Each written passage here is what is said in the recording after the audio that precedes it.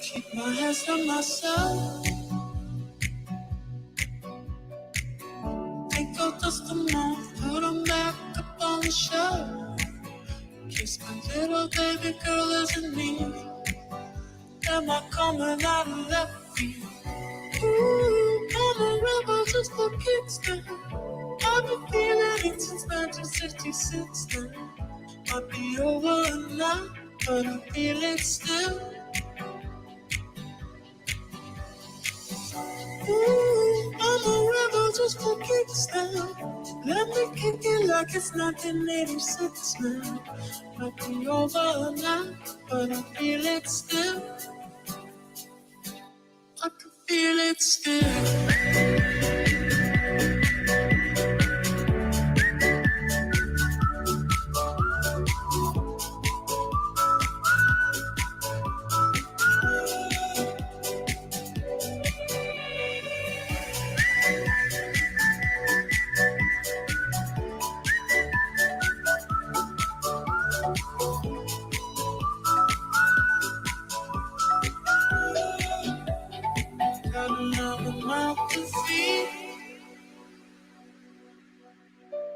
Leave it with the babysitter, mama call a grave digger. Gone with the falling leaves. Am I coming out of left field? Ooh, I'm a rebel just for kicks now. I've been feeling it since 1966 now. Might have had your fill, I can feel it still. We can fight a war for peace. Give in to that easy living, goodbye to my hopes and dreams. Stop flipping for my enemies. We could wait until the walls come down. Ooh, I'm a rebel just for kicks now. Let me kick it like it's 1986 now. Might be over now, but I feel it still. I can feel it still.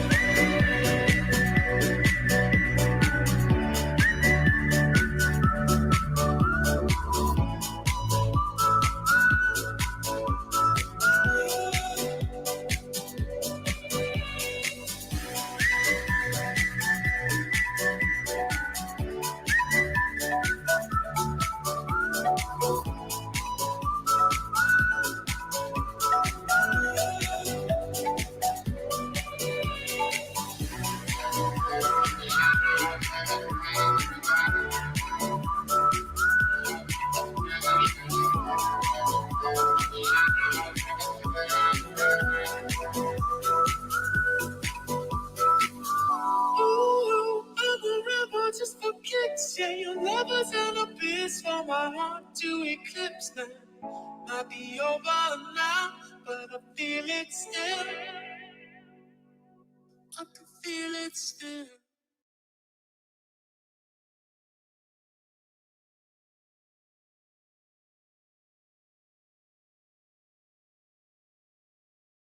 All right.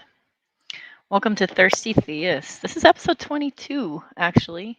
So there's been 22 episodes of folks just taking the time to get to know each other and talk.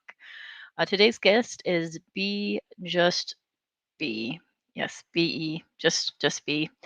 And Serb asked, who is B? Well, we're about ready to find out who B is, and so I'm going to bring B aboard here. And we're just going to find that out right now. So here we go.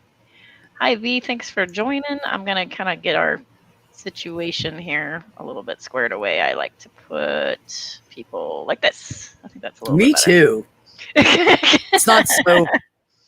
Right? It's like, here's your face. It's like, excuse me, sir. I see a bat in your cave. Right? Let me see here. Up close and intimate interviews. Like, really? Like, this is my space. This is your space. Oh, man. B, thank you so much for agreeing to do this. I always think it's, I think it's both brave and kind for people to take their time and to visit like this. So I appreciate it. Thanks for having me. I appreciate Yeah. it. So I stumbled on your channel. Gosh, I don't know. How did I stumble on your channel? It was like a friend of a friend kind of situation. Maybe Kitty Atheist. Might have been. Maybe. Kitty's great. Might have Yeah. been. It's like a friend of a friend kind of, and it was a clickety click, and I went, "This is really nice." Oh, So, well, thank you. I am humbled. so, I um, appreciate that. so I just discovered you, but like I discovered your brother, Richard Madsen. Gosh, I discovered him way before you, so I feel kind of like silly. But Well, he was around before me. yeah, that's He true. was around probably a good 6 or 8 months, almost a year before me. I'm not positive about the time frame. Oh, okay, okay.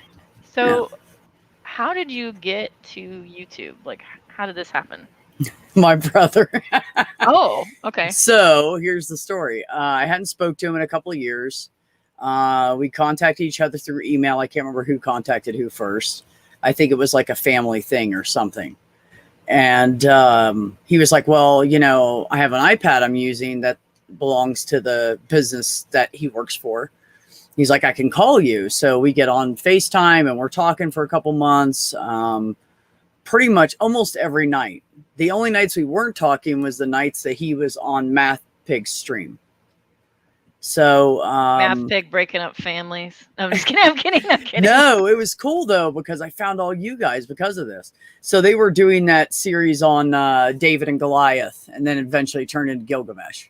And so they were doing a series on that. And so I wanted to support my brother, because half the family said, oh, he's crazy, blah, blah, blah. And then now all the theists say he's crazy and blah, blah, blah. So I said, well, I'm going to go support my brother. So I started showing up in the chat and got to know people. And over a course of a few months, probably 4 to 5 months, and they all got used to me. And Math Pig wanted to get me up on the show and get me on a stream and blah, blah, blah. And so I did that, and he broke my YouTube cherry, and he popped it. And so not a bad channel to start out on, I don't think. So that's good. I started on Brett Keen's channel, so Oh, really? Feel good with first starting there. That's really good. It was a lot of fun, though. It was a lot of fun. So eventually, and at the time I was in Ohio, so I moved to New Mexico, where I am now, and where my brother lives. And he kept begging me to come over this way, and everything just fell apart where I live. So I was like, fuck it, I'll just come over here. So I came over, and we hung out a little bit, and I listened to a lot of his streams. And one night he was supposed to get on with Math Pig, and I came over to his place, and we were just, because he lives like in a workshop, right, where he's so happy. He's got vices and welders and all kinds of shit, right? Uh-huh. So so I'm hanging out with him in the shop, and they had a big conversation with Math Pig, and everybody got off the stream, and it was, backstage. It was just him and Math Pig, and he said, Math Pig, he's still, because he said something. I said something to him, and he replied to me, and Math Pig said, who's there? And he said, oh, it's my best friend. And he said, oh, I'd love to meet your best friend. And he goes, oh, you want to meet my best friend? Oh, come here. So I come over, and I knew this was going to blow his mind. So I just put my head next to Richard and went like this. And he goes, that's my baby sister. And Matt Pig went, well, I'll be a son of a bitch. He was blown away. He had no idea we were related. And it started this thing. So for months, for like 3 months, every time I saw Math Pig or he saw me, he'd do #reasons. And that's why. And Richard didn't want everybody to know who I was at first, because he knew what he was saying is not typical. Right. And so he said, I don't want anybody else to catch any flack from this. I don't want anybody else personally attacking you. So after I got in with the community pretty good, I said, you know what? I'm not worried about it. I don't care. So then we just kind of let the cat out of the bag. And that was this coming November will be 2 years that I started really doing stuff on YouTube. I did some tiny house videos previous to that. That's the only thing I started doing because I was overwhelmed by what everybody was putting into these tiny homes to build them out. And I was like, man, there's got to be an easier way. Like, I can't afford to do that right now. You know, there's got to be an easier and cheaper way to do this. Yeah, some people dump a full on 100K on these tiny houses. Oh, right? yeah, yeah. And I'm like, I don't even have 20K. So I Right. built my house out with everything I have in it, and I did it for 13 grand. That's amazing. Wow. And I looked for sales, and I did the whole thing myself. I didn't pay anybody to help me. It still I have not finished the plumbing yet. So I go next door for the shower. But besides that, it's fully part, functioning. Yeah. I put the electricity in myself after my brother taught me how to do it. And so the original intent for YouTube with me was to show people you can make a basic build for a small amount of money compared to what these other people are doing, and have something that's functional and you can work on it as you go. That was my point behind it. So so I did some videos, and then next thing I know, everybody sucked me in, and MathPig said, you should start doing content. You should start doing content. And I was like, okay, you know, fine. I'll start doing content. Oh, thank you, April. Appreciate that. I'm assuming that was a good wow. That's a good wow. That's a good wow. I think it's a good wow. I'm wow. So like for a brief time, my husband and I thought about moving in a tiny home. And for about 3 years, we lived in a 200 square foot space of like just kind of to see how it would feel, and also to save some money. And we found out that we needed more space. Otherwise, we're gonna nope, can't do it. Well, it's not for everyone. There's right. Some people just like stuff and they need more space, and they, but I live alone. I hadn't planned on, I've just kind of convinced myself I'm going to be single for the rest of my life, because that's just how my life's gone. I've been off and on, relationship, pretty decent amount of time, single relationship. So I just figured, fuck it, I'll just do this. And my friend said, well, what if you meet somebody? Because you guys can't live in there together. Like we'd literally be bumping into each other every time we turned around. So there's just not, like, my bed's here and my kitchen counter's right here. Yeah. And so I'm 5'6". Well, it kind of depends on the relationship, right? Like there's some relationships where they're like little koala bears that hang on to each other, and they're like, oh, I can't. Yeah, I need my space. I'm too old for that shit. That's that's good when you're like 30, or I don't know, you fall in love at 60 or something. Yeah, that's fine. But I like my own space. So I always said that if I've met somebody that we fell in love, I'll just park it outside their place. And anytime they get mad at me and we need a break from each other, I'll just go sleep in my tiny home for a night or so, or whatever.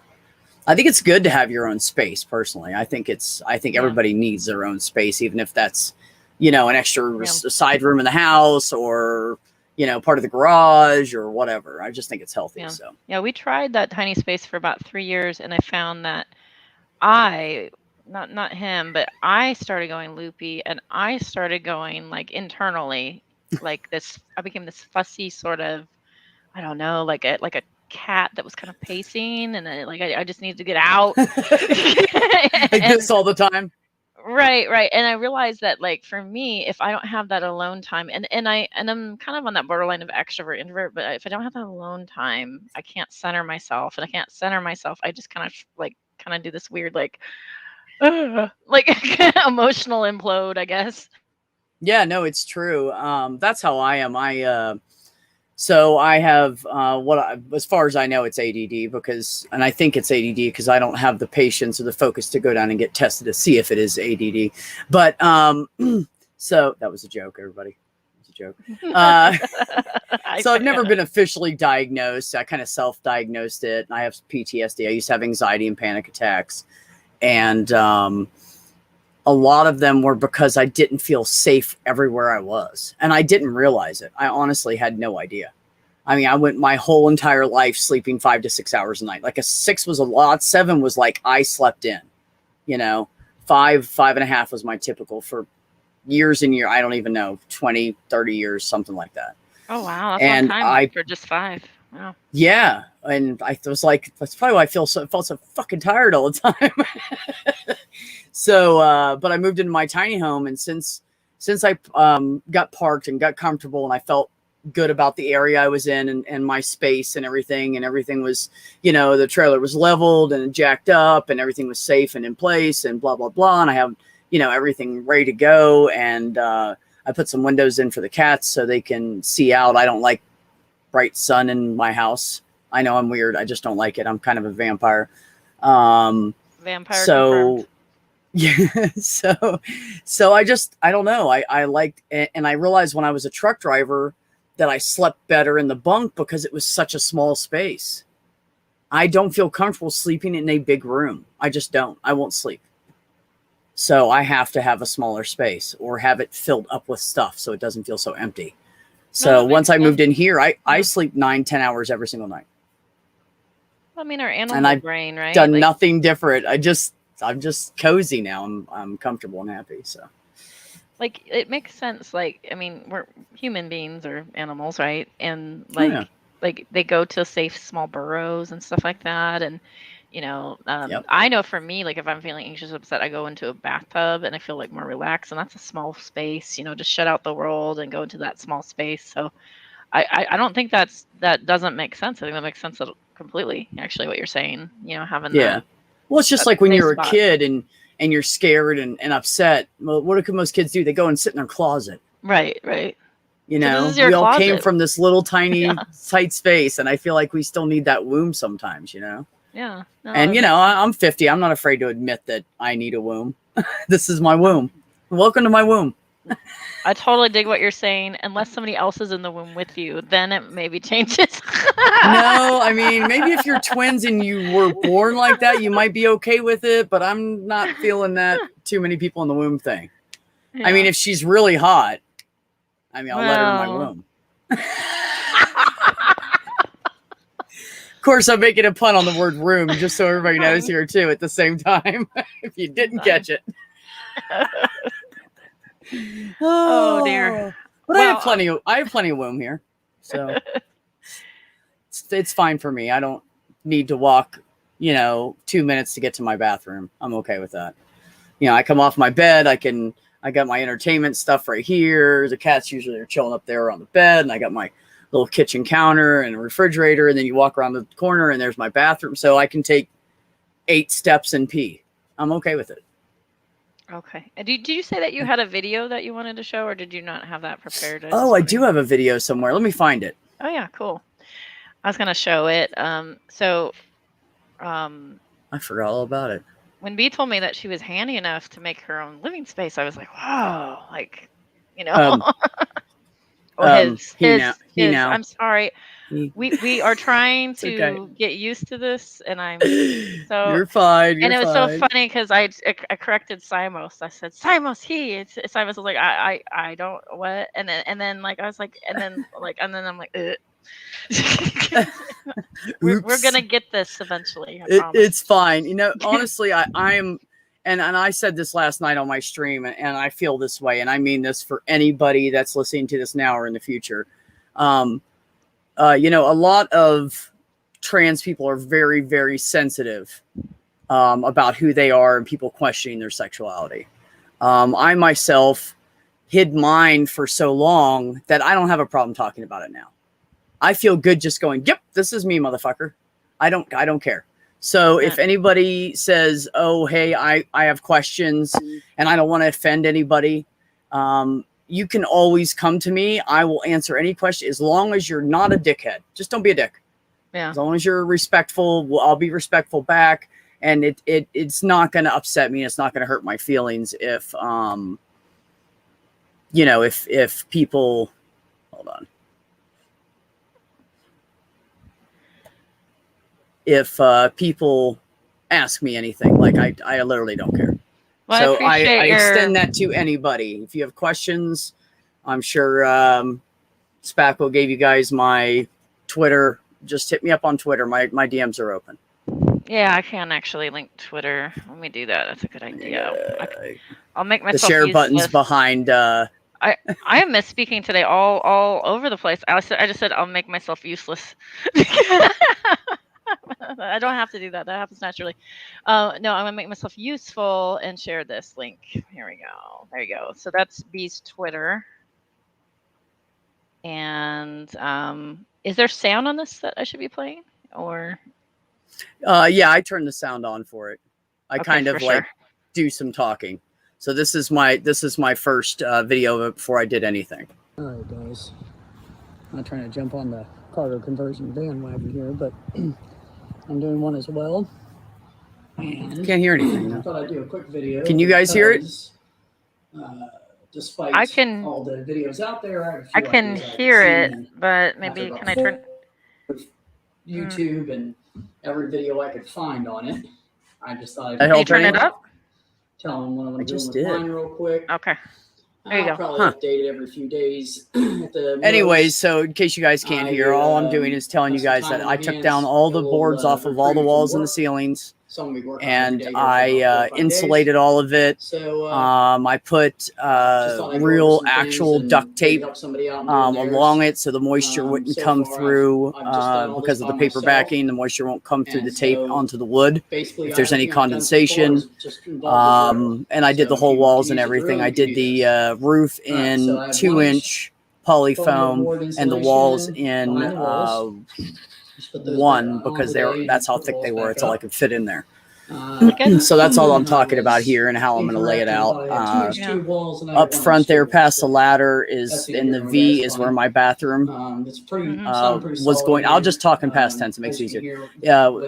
My bathroom's going to go, and then a wall where the ladder is. The kitchen area will be right there by the ladder. Then where I'm standing is where my loft bed is going to go. Oh, wow. So how did you figure out the floor plan? Did you kind of wing it, or did you... No, I planned it out actually, and I really wish I would have brought my kitchen over this way about another foot. And I have this really big, expensive mattress that I paid for because a woman wanted it, then she didn't want it, and we broke up. Yeah, okay. So I wasn't about to throw out or try to sell a $2,700 mattress. That mattress is yours, damn it. That took me a year to pay off. So I was like, this bitch is fitting in here. That's exactly what happened. I'm taking so what I did here was I ran an extension cord. I found a heavy duty outdoor safety blah blah blah cord, and it has these I think it's every 8 feet. It has an outlet on it, and so my plan at this point was to put crown molding over top of this cord going all the way down, and drill holes in the crown molding so you don't see the cord, but the plug's right there, and I could just plug anything into it. Right. So that's how I did it. And this is just like a temporary electrical setup. This is big, heavy-duty 12-gauge extension cords. Do not use those little 16s or anything. If you're doing anything like this, do not. Something will catch on fire or pop or something. So this is heavy-duty 12-gauge, and this wire is thicker than what's in the walls of your house. And I did that intentionally. It's usually 14 to 16 gauge in the walls of your house. So because it was an external power source, I did that, and I ran it to the back. So now currently my electric generator that I can run by solar panels is in the back right there. So if I ever lose power, all I have to do is plug in that cord that's dangling down by the generator and put the solar panels out. I plug it in every so often and recharge it so it has a full electrical charge to begin with. And I'm going to get a couple more sets of solar panels, and I'll be able to run everything except for the AC in this place. And you have AC too. That's amazing. Yeah, I got a portable window unit, and these cargo trailers that I bought have vents. Well, you can see one right there. There's little white circles on the walls. They're vents. And so the vent that's up here on the front on the left past the ladder, I just went ahead and made that bigger and made it the size of the hose. Oh, it's going to go right in the next video. Okay. I hope that's okay. I muted the sound, but the sound's coming through if you want me to play the sound. Oh, is it? Go ahead. Yep. Named Out of Here. Yep, that's how you say it, everybody. Out here. Okay, so what I've done is I put up a base for chair rail. I'm going to cover that with some metal so you guys sheathing. Can hear that in the chat around here. Yeah, they said they can hear. The panels are up on the ceiling. I'm not sure if I'm going to paint those or not. As you can see, I have some little LED lights. They're 12 volt. Oh, right up in the ceiling, right? No. Yeah, I just cut holes in the insulation. I just stuck them right up in there. Oh, okay. So I have them spaced That's like recessed lighting right there. It is. My kitchen. It was like 10 or 12 bucks or $8 or something. I found that whole spool, 25-foot spool on clearance. And it was in the clearance pile. Hanging down here, I have one more piece of wall paneling to put up. It's in the V, so it's going to be a lot of strange cutting going on, trying to figure out how to do that. I put up fairing strips all the way down the length of the trailer. And I put that since spacer I had in to for use some the heavy heat hex bolts, Right. I versus didn't want cold. to damage the Right. wood on the back of the paneling. I put up these weather You built stripping this pieces right here. in Southwest America, since or did you built build this in up Ohio. north? a wall Oh, you did in Ohio. outside of Wow. Columbus, bathroom, Ohio. my kitchen. And it was Wow. actually going That'll be in. my It was shower already pan fall, and right it was there. pretty damn cold. I have That's why to you hear me sniffing on the finish the wood on videos that, because of my nose course. was running all the And time. I Oh, have wow. my tankless hot water heater hanging there. I was wondering about that when you built it. And Yeah, it was pretty Some cool. people build it in like an overhang or a big Um, workshop, I've seen. Actually, Yeah, no, I'm outside. My water tank to come in, so that's gonna be my next install. Freezing your I'm ass about off. to build out a box right here to slide it in. No, I was working And hard. I it'll was go actually underneath fine. of my cabinets. That's one of my cabinets right there. Look at that And the flooring. other Look one's at kinda that. hiding underneath the bed area right there, out of the way. Is that a dark Thanks. blue that you painted? Yeah, I found actually a went to nice Ace small Hardware and I RV found sink. 2 buckets of I'm going mismatched to paint for like $5 make my own each. countertop and mount that in it. So everywhere I went, I over just top checked of clearance this sections, and I was like, "Ooh, I need that! I need cabinet that! I right need here. that!" So, yep, that's where I'm at. Hardwood floors are all down. And getting pretty excited, guys. Everything's looking pretty good. Do a little touch up on the paint. I scuffed the heck out of it trying to put the wall paneling up. But What was the most you're doing a expensive one-man part of your build? operation, The trailer. takes a lot of Really? That's a $5,500 trailer. For now, It was like before 3K tax. maybe? 3K all in one swoop? Another day or so, I'm sorry? I'll do another video. Around 3K maybe? So you guys Trailer? can see. Oh how no, far it's I've come at that point. $5,500. All right. Oh wow. Till Wow. then, It's peace 16 foot long. It has a double axle. out. All right, everybody. It Here we are back again. has a double axle. Oh, Now okay. here. I thought it was the same one. It's got a double axle and everything. It's got close real off the wall tires in the on it. back. You know, it's got all the LED lights, Plywood down for the bed. and it's pretty light. I extended it And out. it has some. also the, instead of the flat Because metal pieces I that they wanted put in the to put a ceiling bigger for bed bows that are Changed shit, my mind and I this needed is extra, like, actual several inches. square, what do they call it? Like the square angle iron Oh wow. in the roof. So it's I like, you know, the square tube, That actual that roofing in it. That platform that we see in the back, that's where your bed is that right? Yeah, that's where my bed is now. And so where I built that wall, that false wall, there's a gap from there to the back doors, 18 inches. Mm-hmm. And then underneath the bed is a whole storage area. So it's like my garage. I have all kinds of tools, winter gear in the summer gear in the winter. I put it all back there. I have like a workbench, all kinds of tools, saws and drills and blah, blah, blah, and everything back there. So that countertop, I actually found that piece of butcher block in the countertop, like in between the countertop and the wood section at a Menards, and it was $23. That's all that countertop cost me. That sink was actually as much as the countertop. Because to find that little sink, I had to go to an RV store. What's that? I was wondering. I was like, either that's an IKEA sink or an RV sink. I wasn't. Yeah, it's an RV sink. That's really what it is. Yeah. There's not much that I bought. Do you drain it like kind of like the old-fashioned way into like a tub, or like how do? Oh, that's what I don't have that hooked up right now. That's part of the shower plumbing. My original plan was to raise the shower pan's too big. It's one of the problems I'm having right now. I have to have the money to create my own shower pan now because nothing is small enough and yet big enough. Like everything is either too small to stand in to take a shower, or the one I have in there is actually too big and takes up most of my bathroom.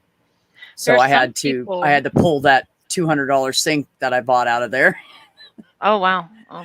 Yeah, the sink was pretty expensive, but I mean, most of it wasn't bad. The cabinets, I got them for like $100 and some odd bucks each at a Menards. I really wish there was a Menards out here. I totally miss that place. This is like a Menards / Home Depot trailer. Almost everything I got from one of those two stores. Most of it from Menards. So some people I eventually create like a wet room. Have you ever considered doing the wet room kind of thing where like it's but that you have to. I'd have to plexiglass off that whole area. Right. And my cat box is in there too, so I have to like take that into consideration. So what I plan on doing is I'm gonna have my brother build a with some angle iron and can't remember what it's called. It's the track. I'm gonna have him put a track up on, or weld me a special track just for my bathroom. I also had to make a special screen door I invented. It is a bifold screen door, and I made it. I created it all, gave him all the materials, and he built it for me. So wow. that's one of the few things I've had help with. And he helped me put my windows in. That's But badass. everything else I've pretty much done myself. Oh, and I had this big fat dude I know help me get the mattress in there, because let me tell you how hard that mattress. There is 1.5 inches, 1 to 1.5 on either side. I think And you should name we your had mattress. to squeeze it through the door. It's a super queen.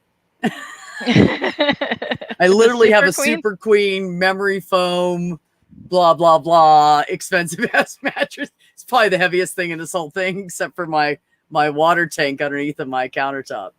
Oh, wow. So, yeah. So what I was saying here is I installed these shelves. That shelf is actually very special. That shelf has a hidden area in it that nobody knows about until just now. Never told anybody that. So I could put guns or money or anything I need to there, and no one would know. It just looks like a shelf. Those containers I already had, and I built that. I had some leftover scrap, and I built that out of the leftover scrap to hold those bins up above my bed, so I can store things in them. So, and then shelves there for clothing and stuff. I mounted my mom's desk in that space right there where you see that different colored wood for the braces. It's an antique travel desk. So I took the legs off of it and stowed the legs, and I slid it in there and just put a rubberized bracket on either side so it can't move, to squish it in and without hurting the wood. Like a rubber covered, like L. What's that? It's cool that you got to incorporate that in there. Yeah. It was coming with me. It was the only thing I have that was like something my mother had, It's the only thing I ended up with. So, yeah. So that the chair rail you see around there is actually the drip edge from the edge of people's roofs. That's the drip edge they used. So I used it to trim out because I like the metal look. I wanted to stick with that with the whole garage theme. Hence why I have stuff like this on the wall, because it's my man cave. Really. Oh, okay. Yeah. I used to notice that, like, so when I first met you, I thought maybe you were in the garage because of the license plate, the several typical things in the garage, and then those are just my old license plates from a couple of places I've lived. So Divine's here. Hi, Divine. You are amazing. I love Divine. It's my new best friend. Swear to God. Welcome, Divine. Also, Aries has a question. How do you get your internet? Oh, actually, everywhere around here, the people that rent out spots have internet. So my landlord, the cell phone signal out here is shit anyways, and I can't get any cell phone signal inside my house. It's almost a complete Faraday cage because it's aluminum. It's seamless aluminum. So all I would have to do is put aluminum underneath of it, and I would literally I would live in a Faraday cage. You cannot get a cell phone signal in my house. If you put it up in the window and pray to whatever God you believe in, sometimes you can send a text message through the window. So anyway, so my landlord was sick of being on his own property, and he's like, they said, well, I can't even get a signal anywhere on my own phone. So they put up a mesh system. So one of the pieces, the third part of the triangle is right up here and behind me. So I just ran an Ethernet straight off of that into my house and set up a router. And I have my, my laptop and my phone on Wi-Fi. And really good Wi-Fi, because you can see I'm not buffering or anything. No, there's other people using the Wi-Fi right now too, like watching TV and everything else. So like, one of the things that we run into with tiny home builders is like what to do or where to put your tiny home house. So like some people put it on property, or some people have like a friend with property. Some people do like the whole RV kind of home place. Like there's a place that allow you to park it. Like, did you have trouble figuring out where, and without doxing yourself, obviously, did you have trouble figuring out where to park this? First of all, the places you can park for free, you can park up to, I believe, 10 days at a time. It might be 20, but no, I think you can't be there more than 2 weeks. That's what I think. I think it's like 12 days max. So I knew that when I came out here, I would find a place to park. And if I had to move my house every 10 days till I found something, I was just going to, and they call it BLM land, and it's Bureau of Land Management land, and it's just land that nobody uses. And they have it posted, you know, you can camp here for so many days or whatever, or if it says no camping, you can't. And they will just come to ask you to leave. They usually don't ticket anybody. They just kick them off. Yeah. Anybody that's off-roading is just familiar with Bureau of Land Management, yes, off-roading exactly. and overlanding. Yeah. Yes, overlanding, exactly. Because that's the guys that make all that shit possible, basically. So I knew between that and campgrounds or whatever, I would find a spot. I stayed in a campground for 2 nights and 2 days, and then another half a day. And by the time I was here for 1 whole day, I went down and talked to a lady and found a place to park.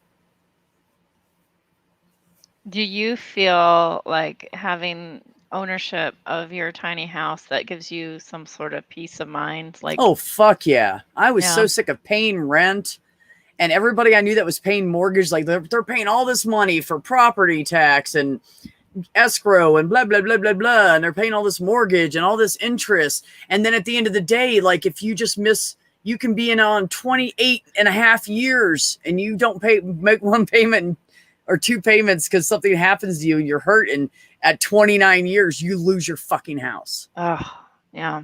I just can't even imagine doing that. I would never want to put myself in that situation. Plus you have to deal with all the repairs and all the mowing and everything. So, and this is the day I'm actually leaving Ohio. This is the finished product of how I have it all set up. When you drive this, is it at all like a little bit more wobbly than a regular trail, or does it kind of feel No, like... you have to, when you put your water system in, like I knew I was going to have a bunch of storage in the back. Most people, when they do tiny homes, they put whatever water system they have over top of the axle. So the axle is holding most of the weight, which is absolutely makes sense. I did not put in a 100-gallon tank. I put in a 23-gallon tank, which looking back, I would have not done. I should have put a bigger tank in. If I would have known then what I know now, I would have put at least a 50-gallon tank in, if not a 100-gallon. So most people put 50 to 100 in, they put over top of their axle.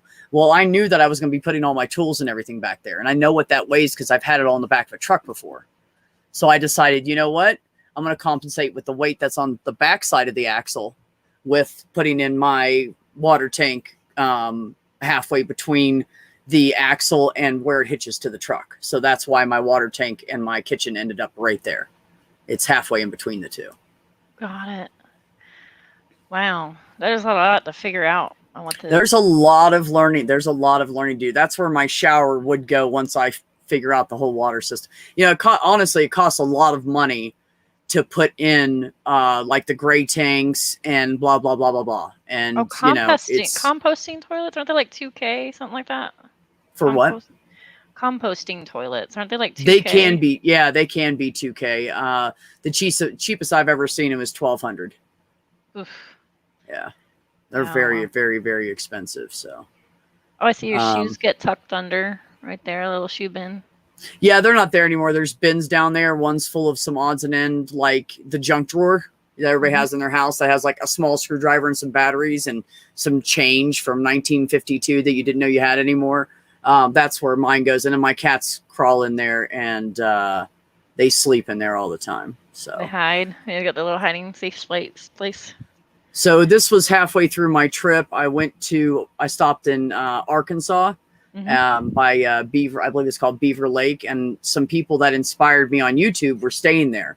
And they're hosting the campground for the winter. And so they get free camping, right? Smart, nice. Huh? So they have a 16-foot at this point. Now they're actually in the middle of upgrading right now, and they're building out a 20-foot home. They wanted just a little bit more. They wanted that extra 4 foot of like living space for like the common area, right? So I stopped here. There's nobody in the campground but me, and they're all the way at the top of the hill where the entrance is. So I had the whole entire campground to myself. It's a killer view right on the water. It was beautiful. Yeah, it's right there on a lake. There was nothing going on. It was pretty cold out, so there was just nobody out there.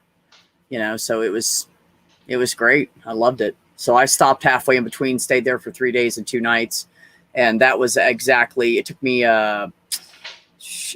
12 and a half hours to get here, and then it took me 12 hours. It was like literally in the middle. It took me 12 hours to finish my trip. So. And then Yep. Aries asks, are your cats just indoors? And are you okay living in a small Yes, space? yes, we have rattlesnakes and coyotes in the high desert. As much as they want to go outside, they're not allowed to. I have kept thinking about buying a harness. I bought a harness for them and they outgrew it. And then I got a nut. Someone gave me one and they outgrew that one. They were supposed to be small cats, and they are like 14 and 16 pounds. They are. Well, one of your cats. They are not. They are not small cats. Yeah, I thought you had an orange one too. I can't remember. One of your cats. Yeah, is that's the girl. Really big. The orange one's the boy. He's the big lover. Oh yeah, So, he's huge. Yeah, so I did put in that picture. There are no.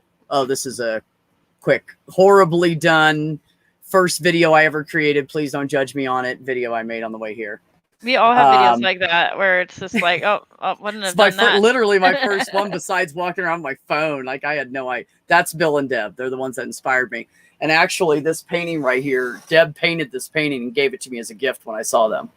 Oh, that's so I always hang it up here because they inspired me so much, and I always make sure everybody can see it on my streams. Yeah, I thought that was important because I noticed that you've always had it right there. Yeah.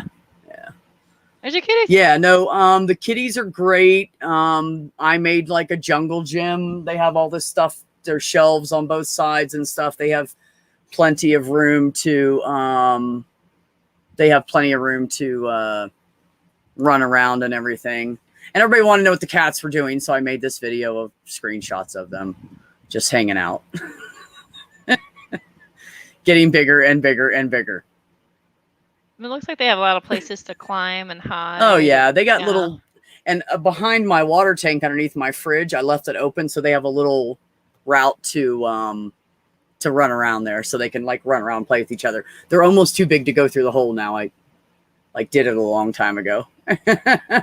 So, yeah. That's funny. All right. So, like, with the cats, that's my show and tell, everybody. I think it's awesome. I think it's awesome that you did that on your own. Thank you. Like I'm actually a lot of very people... proud of it. It's the biggest project I've ever done. I mean, I've done woodworking for years. I was lived with I was married to a man at one point, and he did woodworking. He was a framer, and he loved to work with wood. And I was like, I want to learn. And he taught me a lot. My brothers taught me a few things, but he taught me a lot and made me comfortable with all the different. I mean, I can use a Hilti gun. I've helped peg up nail up a roof before. Like I can do all that shit. So he showed me a lot of basic stuff, and the rest of prettier, finer woodworking I kind of started learning on my own.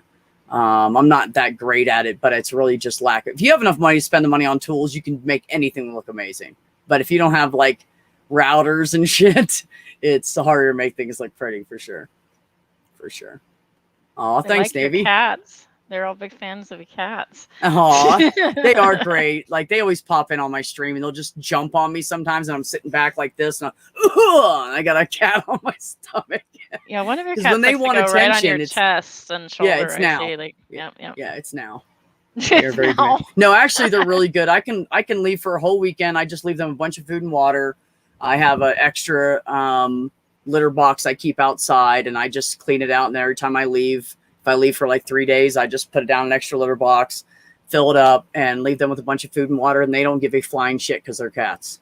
Yeah. And then when I come home, they go, "Oh, you're home." And then it's like they just came out of the hole, and then they all both walk over and eat. And I'm like, how many days have you been sleeping for? There's not a lot of food gone out of those bowls. Well, they're like, we don't know. We were rationing. I don't know, dude. I slept through the whole weekend. They're like non-stoned stoners that just don't have anything to do. They just lay around and sleep all the time. When I had cats, it was so much easier to like go on a trip. We're going camping for the weekend, and we come back, and the cats are like, "Oh, you're back." Yeah. Well, mine are always happy to see me. Every time I come up to the door, they walk up to the door and they're like, "Hey, like missed you." You know, they're always happy to see me, but they don't care if I like. They don't. They act like they care when I leave, but I feel like when I will leave, that they're like, "Woohoo! Let's lay in our bed." You know? Look at this like extra space. Let's eat the food and find that pot wherever she stashed it. We're gonna eat that shit tonight. You know, I don't know what they're doing. That's some really good catnip. Yeah, I have to keep that shit away from them. I had a cat do that one time. Oh dear. It was horrible because I went and picked up some weed, and I was like 25, I think. And I was married to my ex-husband. We were all a bunch of fucking drinking Budweiser, Jack Daniel, drinking fucking potheads, right? And I went to go get some, and his buddy was like, "Oh, here, man." He gave me $90. He's like, give me like a nice half, And this was like really good shit. And so I got it and everything, and had everything secure, and went out to the store. And I came back, and my cat at the time was laying in the middle of a pile of my friend's weed. I can just imagine the cat just being like, "Oh."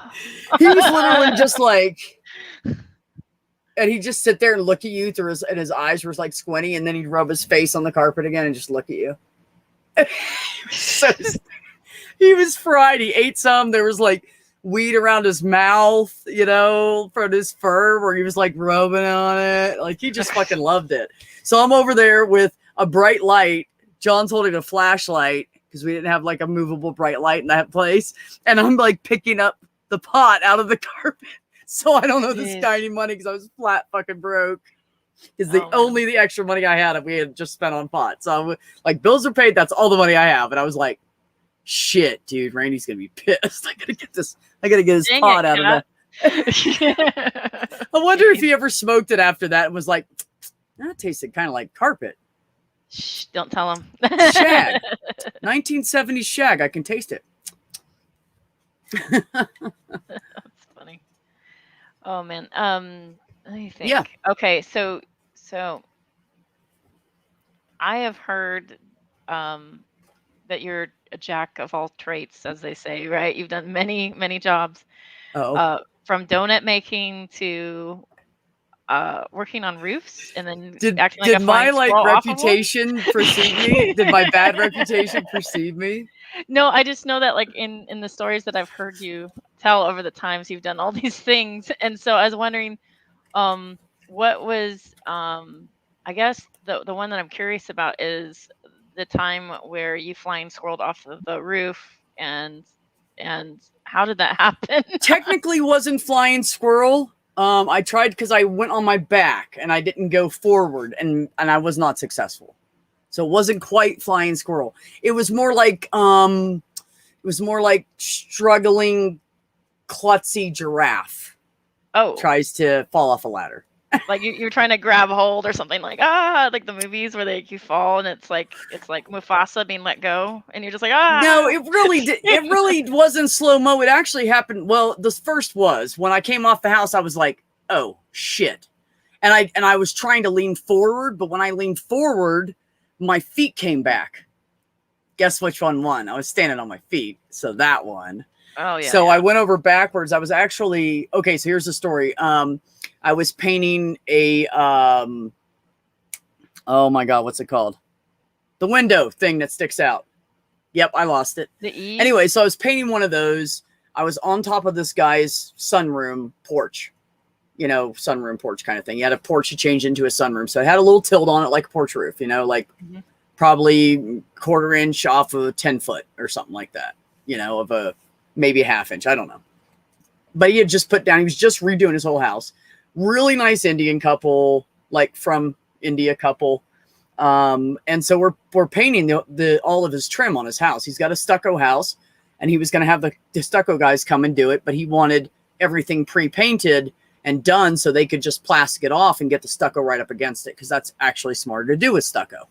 So so we're up there painting, and my feet were at about 15 feet because I was on a 16-foot ladder, and my feet were one rung down. So my feet were about 15 feet. I'm 5'6", so that means that my head was at 20 and a half feet. So middle torso, we'll say 7.5, 18 feet off the ground. Anything 3 times your body height is a traumatic fall. I did not go to the hospital. I fell over backwards. The foot slipped on the new roof, the gravel of the new roof, and it slipped like this. And when I tried to catch myself, it went toop. So the ladder just kind of went out from underneath of me. I flew back this way. I landed on something, didn't know what it was, and I landed with my back where my left shoulder blade was on the edge of the roof. Like the roof stopped right here on my body. And I was at an angle. So I landed, and my arm went like this over the roof. No, I didn't get a shoulder injury. Nothing happened to my arm. I don't know. I literally was like, son of a bitch. And I stood up and there was paint all over this guy's new roof. And me and my girlfriend, who had a company together at the time, panicked. Like, we can't afford to fix a $5,000 roof. Right. We are just starting out our company. Like, really, we were not just starting. We were a year and change into it, but pretty much just starting. So she's like, shit, I got to grab the hose. So she goes down the ladder, grabs the hose, comes up, and she's like, we got to get this off. So she brings up wire brush with her. Well, the hose wouldn't only go to the edge of the roof. So someone had to hold the hose. So she's holding it, and I'm like, oh, I don't know, man. She's like, what? And I'm like, fuck, man, my back hurts where I landed on it. She's like, oh, shit. Because at first, let me straighten that out. She's not a bitch. She did check on me first. I got up and said I was okay. So she's like, okay, you stand on the ladder, you hold this, I'll get the paint off the roof. We ended up scuffing the shit out of his. So he heard a boom and came out. And right before she got the hose, and he's like, what happened? And I was like, I'm all right. I fell. And he's like, oh my God, are you okay? Well, it turns out his wife was a doctor. So he's knowledgeable about it. And I said, no, sir, I'm fine. I said, somehow I landed flat on my back. I'm fine. So we clean all the paint off the roof. I put a hole in his stucco with a ladder kicked out. I said, I'm sorry, I'll have it fixed. He said, no. I got a stucco guy coming. He's already contracted to fix every hole in the entire house. I'm paying him more than enough money. He can fix that hole. Don't worry about it. And I said, well, thank you, sir. I really appreciate that. He goes, just let me know if you need anything. You need water or anything, let me know. If you want to come inside out of the heat. I was in Virginia, and this was in August. Oh, humid. Was it August? Yeah, I think it was either the end of August or the beginning of September. But yeah, we were like right down from the fucking ocean and the rivers and stuff in Hampton Roads. So anyway, so we cleaned it all off and everything, and everything was fine. I got hurt pretty bad, but I was okay. I got up next morning, I was sore. Luckily it was a Friday. We went back to work. We skipped Saturday, went back to work on Monday, and went back to work. Everything was fine. And then 5 months later, I started having back pain. And didn't make the connection to the fall. Like, literally, I had forgotten about it. I just, I'm fine. Move on with my life. Assume like you hurt a muscle, maybe, or maybe bruised a rib, or you might think these things, right? Well, I didn't think any of that. There was no pain in my rib cage anywhere. The pain was in weird spots, but not anything that it was all in like my hip hurt for a little while. My leg hurt for a while. Oh, by the way, I crushed a 1 gallon metal can with my leg. And I had this big question mark.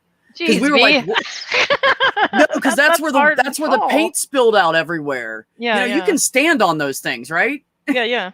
So we were like, oh my God, this paint, blah, blah. By the time we cleaned up, we didn't even think about it. Well, we got home that night and I took a shower, and I got out of the shower and she's like, how are you doing? I said, I took a long hot shower. I feel a little better, and I took a couple Tylenol, and she's like, good. She was like, I think I found out what happened to that can. And I was like, what do you mean, babe? And I turned around. She goes, look at your leg in the mirror. And I turned around the mirror on the door, and there was this huge black and blue, and it would look just like a question mark. And I squished that can with the back of my thigh, because that's how badass I am. So we want to squish a beer can on their head. Let me tell you, motherfucker, what I can do. These are some serious thighs of steel. Yeah, I mean, not the plastic ones they sell now. This was like 2000, and this happened in 2005. They were metal back then. Anyway, so I started getting back pain, and it got worse and worse. And I just kept going, I'm all right, I'm fine. I just kept taking Tylenol, and I started smoking more pot to help with the pain. And I started losing weight, and I didn't realize how skinny I was, because this all happened over like 3 months. During that time, I went to the emergency room twice. Both times they told me I had a bad sciatic nerve. And I said, well, that makes sense. It's hurting down my leg. It's my buttocks is hurting really bad. And then it's hurting up my back to, like right, probably 4 ribs up on your rib cage is where it hurt at. So I was like, yeah, it makes sense. Like it was all the symptoms were there. So they gave me muscle relaxers and painkillers and anti-inflammatories and sent me home. And I took all those, and the pain got worse. And I went back to the emergency room because I didn't have any insurance. I was self-employed. I had no insurance. I was too new. How bad does pain have to be for you to go to the emergency room? Well, I'll tell you what happened. Because it seems like you're pretty tolerant. Like Me and just my from your girlfriend went story. on a trip in an old 1972 Volkswagen bus that we had renovated while all this was going on. We had renovated it. We got it on the road. We paid out of pocket probably $600 for this thing, and we were offered like $7,000 in a traffic jam by DC one time. The guy was like, I have a check. I will trade vehicles with you. You drop this off wherever. I'll have it towed. I want that bus. And I said, sir, it is not for sale. But anyways, so we had gone on this trip and we were gone for a week and a half. And I started by driving up there. While I was there, the pain got much worse. And it was because I was in an old vehicle without proper shocks. So I'm doing this on my hips and my back all the time because it's, Volkswagen buses do, Right. when you hit a bump and shit, right? And you're like, oof, oh, And you don't have power steering, right? So you got strong arm steering. So I drive this thing. We drive it up into the woods. We go camping. We go visit family. Go visit my Nana. Come back home. My brother fixed it while I was up there. There was something wrong with it. We get back home. I'm in a lot of pain by the time we get back home. And so by this time, it's the middle of July. And so we go to see her mom when we got back because her and mom were really close. And we always spent every Sunday at her mom's house. So we go over for Sunday dinner. We had come back on Saturday. And I hear her mom in the kitchen say to my ex, God damn it, Chandra, get her into the fucking hospital. Look at her. She's dying. Something's wrong. and you're like, And I was like, and I'm in the other room. I'm like, fuck, do I look that bad? Because I felt horrible. I was like this little fragile thing walking around. I went from 155 pounds down to 103 pounds in 3 months. Wow. And I was in a lot of pain. I couldn't eat. I'd take one bite of food and I'd feel full. And they couldn't figure out. Well, they never did any scans or anything on me in the ER. I never saw an x-ray machine. I never saw a CAT scan. I never saw an MRI.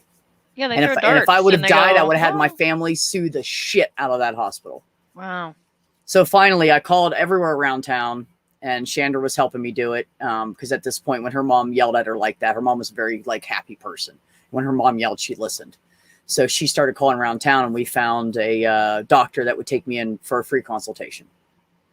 And I walked in there. By this time, I'm holding my body up by holding the bottom of my shorts because I can't stand up straight anymore. I just can't do it. And I was really, really weak. So I walk in this doctor's office and I have to walk up to the front. I'm holding myself up on my pants and I leaned on the little ledge in front of the nurse's window, She said, can I help you? And I said, yeah, I have an appointment. And she said, what's your name? And I told her. And she said, well, your appointment's not till 9. You're like 15, 20 minutes early. And I went like this. And I slammed my hand down on the counter. Boom! And it made this, because it was a dead quiet doctor's office, made this big slapping sound. And I said, God damn it, either fucking get me in there or shoot me. I don't care anymore. And I've never spoke to anybody like that in my life. I'm not that person. And my girlfriend was like, shit. She is fucking losing it now, right? So the nurse was like, okay, come here. We'll get you in the exam room. Yeah. We'll get you in the exam room. Just get out of here because you're scaring my other patients, So she puts me in the exam room. I'm sitting there for 30 minutes. I'm like, God damn, where is he? And I'm, like this. And I can't, there's no way I couldn't sit. I couldn't stand. I couldn't lay down. There was no such thing as a comfortable position at this point. It was just constant fucking, not even a dull pain, but a constant throbbing pain with shooting pains that would shoot down my leg and up my back and to my spine. Do you have the stabby pain thing that people talk about? Oh my God, it was so bad. I would rather give birth 3 times with no fucking painkillers than go through that again, back to back. Literally. I've done it once. I had no painkillers. I know how painful it is. It was 3 or 4 times more painful than that. Easy. Jeez. So they were like, what's your pain? 20. My pain is 20 right now. I'm having trouble I was starting to lose my mind. I was trying to cry, but I was so dehydrated because I couldn't drink anything because there was no room in my stomach. I was so dehydrated that I couldn't even cry. There was no tears coming out of my face. I was gray. My eyes were sunken and black. My lips were gray. And when I walked in, so I got the consultation let me tell you the rest of the story. So I get the consultation with the first doc. He walks in the door. He looks like a California surfer. And I thought, oh, I'm fucked. I'm going to die. Hey, bro, this guy, what's up? This guy, I know, I expect him to go, hang 10, man. Are you ready to rejoin the living? Yeah, and I was like, fuck me, this is a doctor? So he comes in, he talks to me, and I said, I have this severe pain in my back. He's like, okay, yeah, she told me on the phone. You know, she told my receptionist. He touches my back. I go, oh, fuck. And he's like, I'll be right back. And he leaves. And I'm like, that's my entire examination? I'm fucked. I'm gonna fucking die. Like, I'm gonna die of this pain. I'm gonna lose my mind. And I'm just gonna go put a gun in my mouth. Like, I was becoming to the point. I was getting to the point where man, don't do that. Suicide would have been okay soon because the pain was that bad. So he comes back in and says, hey, I got you a free consultation with a urologist down the road. I think there's something wrong with your kidney. And I said, fine, whatever. Just somebody help me. So he's like, go down there. And I think it was like, I had to wait like 3 hours. So we just kind of like drove around for a little bit. And then I got out and walked, and then I sat down. I got out and I just waited, and I waited for that appointment. And I walk in the door, and with holding myself up by my shorts. And the lady at the counter said, can I help you? And I said, well, I'm here to see Dr. Costner. I have an emergency appointment with him. And she looked at me like funny. And I was like, why is she looking at me like that? What the fuck, dude? So she told me later, when you walked in that day, I thought you had leukemia and were on the verge of dying and your organs shutting down. And I thought, what the fuck can we help you with? Or just, we just do urology. Like, she thought I was dead, like almost dead. Wow. So I go in, I talk to them. I don't even get to see the doctor. They send me down for a CAT scan down to the nearest hospital. I go down, I do that. They said, wait for the disc, bring it back to us. And I'm like, okay. So I wait there for the disc. This whole thing took like 3 hours. By the time I get back, it's like 5:30 at night. And the office should have been closed. And the lady lets me in. And I knocked on the door because I was like, oh, please, God, don't tell me it's closed. I missed this shit, right? So she lets me in and goes, come on. And I said, oh, we're going in one of the exam rooms. And she goes, I said, no, which exam room? And because I was just wanting to get there, like, please pick the first one so I don't have to walk anymore. Right. So she's like, no, we're going to go back to his office. She takes me to his office, and he's like, come here, sit down. I'm Dr. Costner. And he's like, okay, this is what we got. So he flips his computer monitor screen around, and he goes, see this little thing right here? This is your right kidney. And I was like, right. And he said, you see this big blob right here? It was literally like 5 or 6 times the size. He said, this was your left kidney. We need to get that out. And he just said it really casual. And I was like, oh, wait, okay. Wait, the blob was your kidney? My left kidney. Yeah. But you said was like previously, like it's just been obliterated pretty much? It was just a pile of mushy, rotten meat inside of me. Oh my God. Now, I didn't think about the fall at the time. I never told him about it. I thought about it like a month later after I had been home and I slept. And I was recovering from the surgery, and I got up and I had my brains about me again because I wasn't in pain. And I was like, oh my God, I fell on that roof. And my girlfriend at the time, was like, oh shit. My advice is, if you fall, fucking go get checked out. That shit almost killed me. So anyway, so I go through the whole hospital thing. I'm in the hospital 8 days. They have to give me several pints of blood because I'm so anemic. They pump me full of the nurse was squeezing the fluid into me because I was so dehydrated. The doctor told her, I want you to stand there for 20 minutes and squeeze that bag. Get as much of that bag as you can in her in the next 20 minutes. So she's sitting there like squeezing it. They put me on a morphine pump. They start a line, put me on. That was my best friend. I see the clicker. You get the clicker. That button. That button that went off every 8 seconds, and I was in pain for 4 seconds of it. So I was like, come on. Oh, it hurts again. Come on. that was my life for 6 days in the hospital. Dang. So they take me into surgery. It's supposed to be a 2-hour quick. We're just going to take her kidney out. I have infection all over the inside of my abdomen. They had to scrape it off my abdomen wall, my other organ sacs. They like pump me through these heavy duty antibiotics, put me into a room and said, okay, they put a tube in my chest. I still have and they took a rib out too, a piece of my floating rib about this long. So I still have the scar from the chest tube. My left lung collapsed, and the bottom 1/8 of it does not work, or maybe 1/16. It's you know what you can do with that rib? Scar tissue. You know what you can do with that rib? Yeah, man, make me a hot bitch. You were quick to get that. You almost got that by me. I caught it at the last second. You almost had me on that one. So so did all that and took the kidney out. And my sister, who had just got done with cancer treatment and had just got back to work, she was a 7.5-year cancer fighter. She had just got back to work, and she walked up to her boss and said, my kid sister's in the hospital. I'm leaving. He's like, you just got here yesterday. She said, I know, I'll be back. And she just walked out of the office. And she had a marketing job that brought in about $300,000-400,000 a year. And she just walked out of the office. She was like, fuck this, I'm going. And she stayed there with me the whole week. She was there all day long in the hospital bed next to me. She would only go to the hotel for like 4 or 5 hours to shower and take a nap, and then she'd come right back, and she was by my side the entire time. She was amazing. And so finally I go to get released. The surgery's over and everything. I have like 24 hours. They're going to release me. She goes ahead and goes home. She's like, all right, I got to go home. I got kids. So she goes home, and I laid around and slept, and I couldn't stand up. They cut me from 3 inches to the left of my navel to 3 inches from the left of my spine, all the way around. So I couldn't stand up or anything. I had to roll off the couch onto my knees and then push myself up with my right side and concentrate on not using this side. And I couldn't move my arm or anything. That is really difficult. You can't twist. Yeah, I ended up with 32 staples in me. Wow. That's how I was held together, is with staples. When you're held together with staples, oh, it makes me want to puke right now. Just thinking about it. You're like Frankenstein.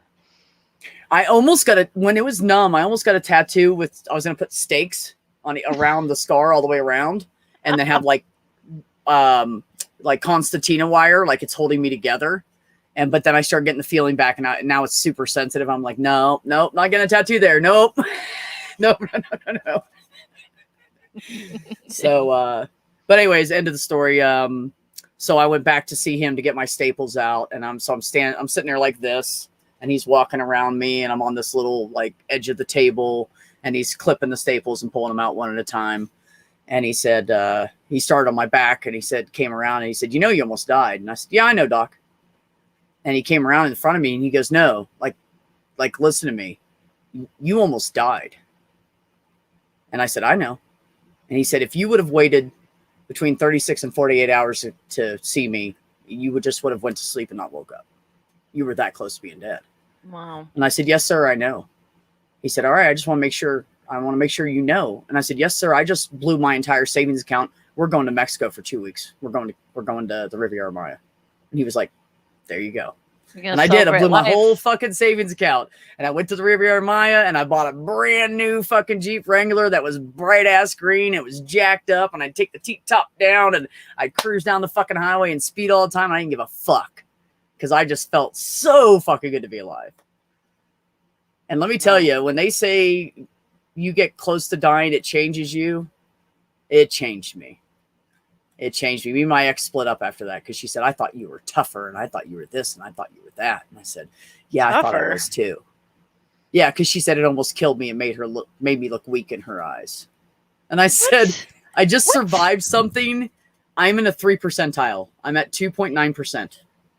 Out of 3%, badass. That's what it there's makes 3%, 2.9% of the people that have a kidney die inside of them get to that point of sepsis and never have any complications. I am in a 3 percentile of a small group of people, probably across the United States. I want to say he said like 10 or 12,000 at the time. So I'm in a group of like 100 people in the entire United States, and she thought I was weak. What a thing to say. I know, right? She was a fucking cunt. Wow. No offense to anybody. I don't usually use that word, but for her, it's absolutely justified. I don't want to speak. Obviously, you cared about this person at one point in your life. Well, yeah, but I didn't know who she was. My God. The person I fell in love with was not the person she was, and I found that out. I found that out by the lies she told her mother. I found that out about the lies she told me and how she cheated on me several times, and she was not the person I thought she was. Polar opposite. My husband had an accident at work, and he almost cut off his thumb, and it was dangling, right? And it's amazing what surgery can do. His thumb works again, by the way. Happy ending. But we called it Franken thumb for a while. For a long time, it looked like Frankenstein thumb. It looked like it shouldn't have still been attached. Because everything had to grow back, and it didn't have proper circulation, and it looked half dead. And and it was just dangling, and you could see inside and everything. And then the ligament couldn't pull it back up. And so they had to, I guess a lot of plastic surgeons are also hand surgeons, and they did amazing surgery. And after the physical therapy and surgery, he's got his thumb working. But I would never look at him and go, you're fucking weak. I thought you were stronger for cutting into your thumb. Like, it doesn't make any fucking sense. Like, I got up and walked away from that, and she Like, I don't even know what to tell her, man. I don't know. Like, I don't, how much more tough do you want me to be? Anybody else would have like fell apart when they hit the roof. Never mind the rest of it. Let's just go with the roof thing, right? I'm pretty sure I'd be stuck at the falling off the roof part, honestly. There was a, when I was an EMT, we picked up a girl from a hospital. She had to go to a trauma center.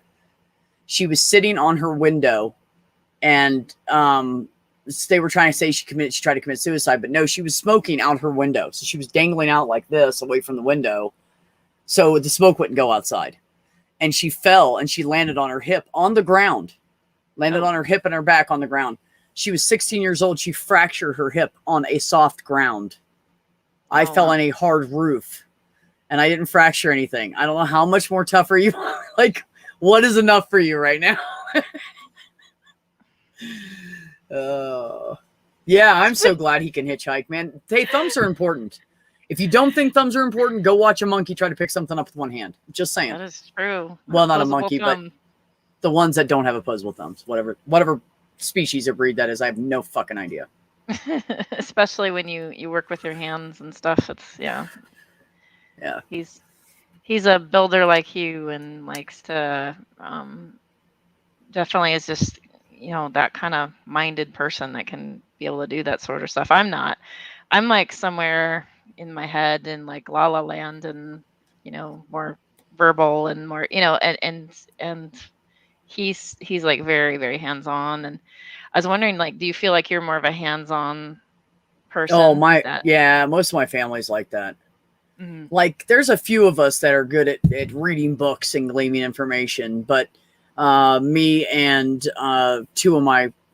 pretty much three of my brothers were very hands-on people. Like, you can tell us how to do it, and we'll go, yeah, but if you put it in our hand, we'll figure it out in 2 seconds, and then we'll never forget how to do it. Yeah. That's pretty much like that spatial intelligence and that engineering kind of mind, you know, that can do things like that. Yeah, I hadn't really thought about it, but yeah, I guess so. Yeah, like I'm derpy in that way. Like I like actually I have a lot of respect for people that can build things and make things and more mechanically minded and stuff like that. And I think it's a skill set I don't have, but I definitely appreciate it. But see, I respect people that can pick up a book and absorb it all and sit there and read an entire book. Like, I can't even do that. I will either fall asleep or get bored and start doing something else and walk away. No, I can talk about history, but I like, you know, but that's why I don't, all I know is what I've lived through my life. That's why I don't know about astrology or, you know, a lot of deeper science or whatever. You know, I because I can learn as I go. I basically, like, at work, working around the doctors, every time something new comes up, something I haven't heard about, I go, what's that? What's the implications of that? What are the side effects of that medicine or whatever? And they tell me, and then I'm like, okay, now I have a new piece of information.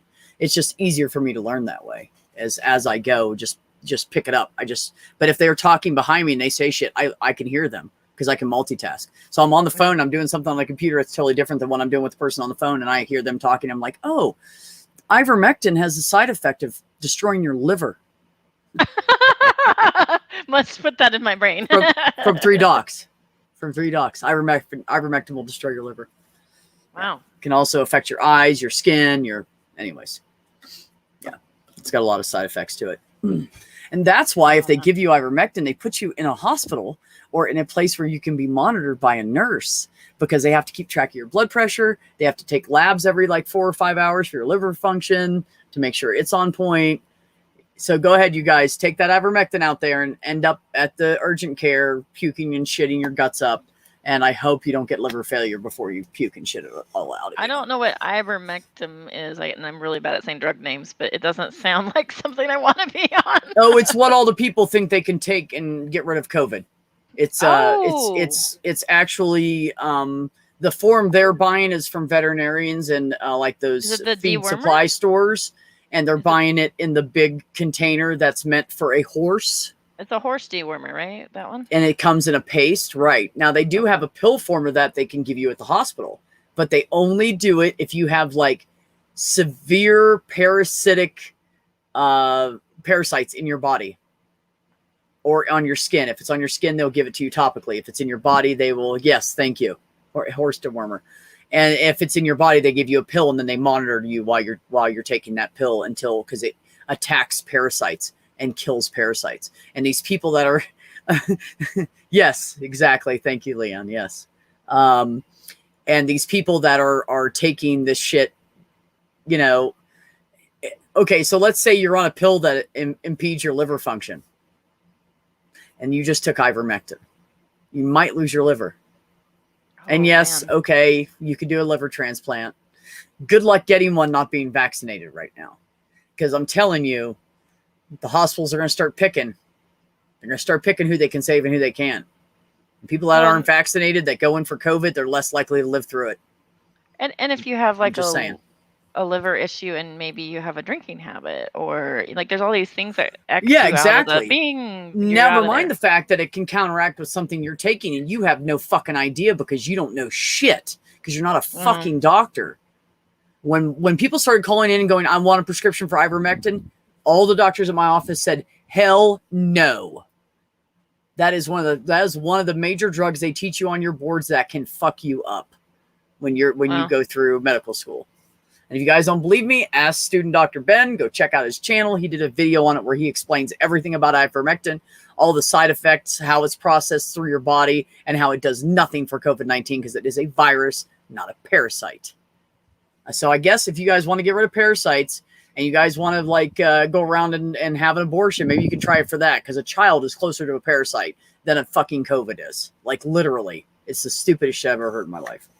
Anyways, seems like it just seems like a really extreme way to deal with COVID than fucking getting a vaccine. It just doesn't make much sense to me, but what does make sense anymore? It wasn't FDA approved. It's FDA approved. My rights. Okay, buddy.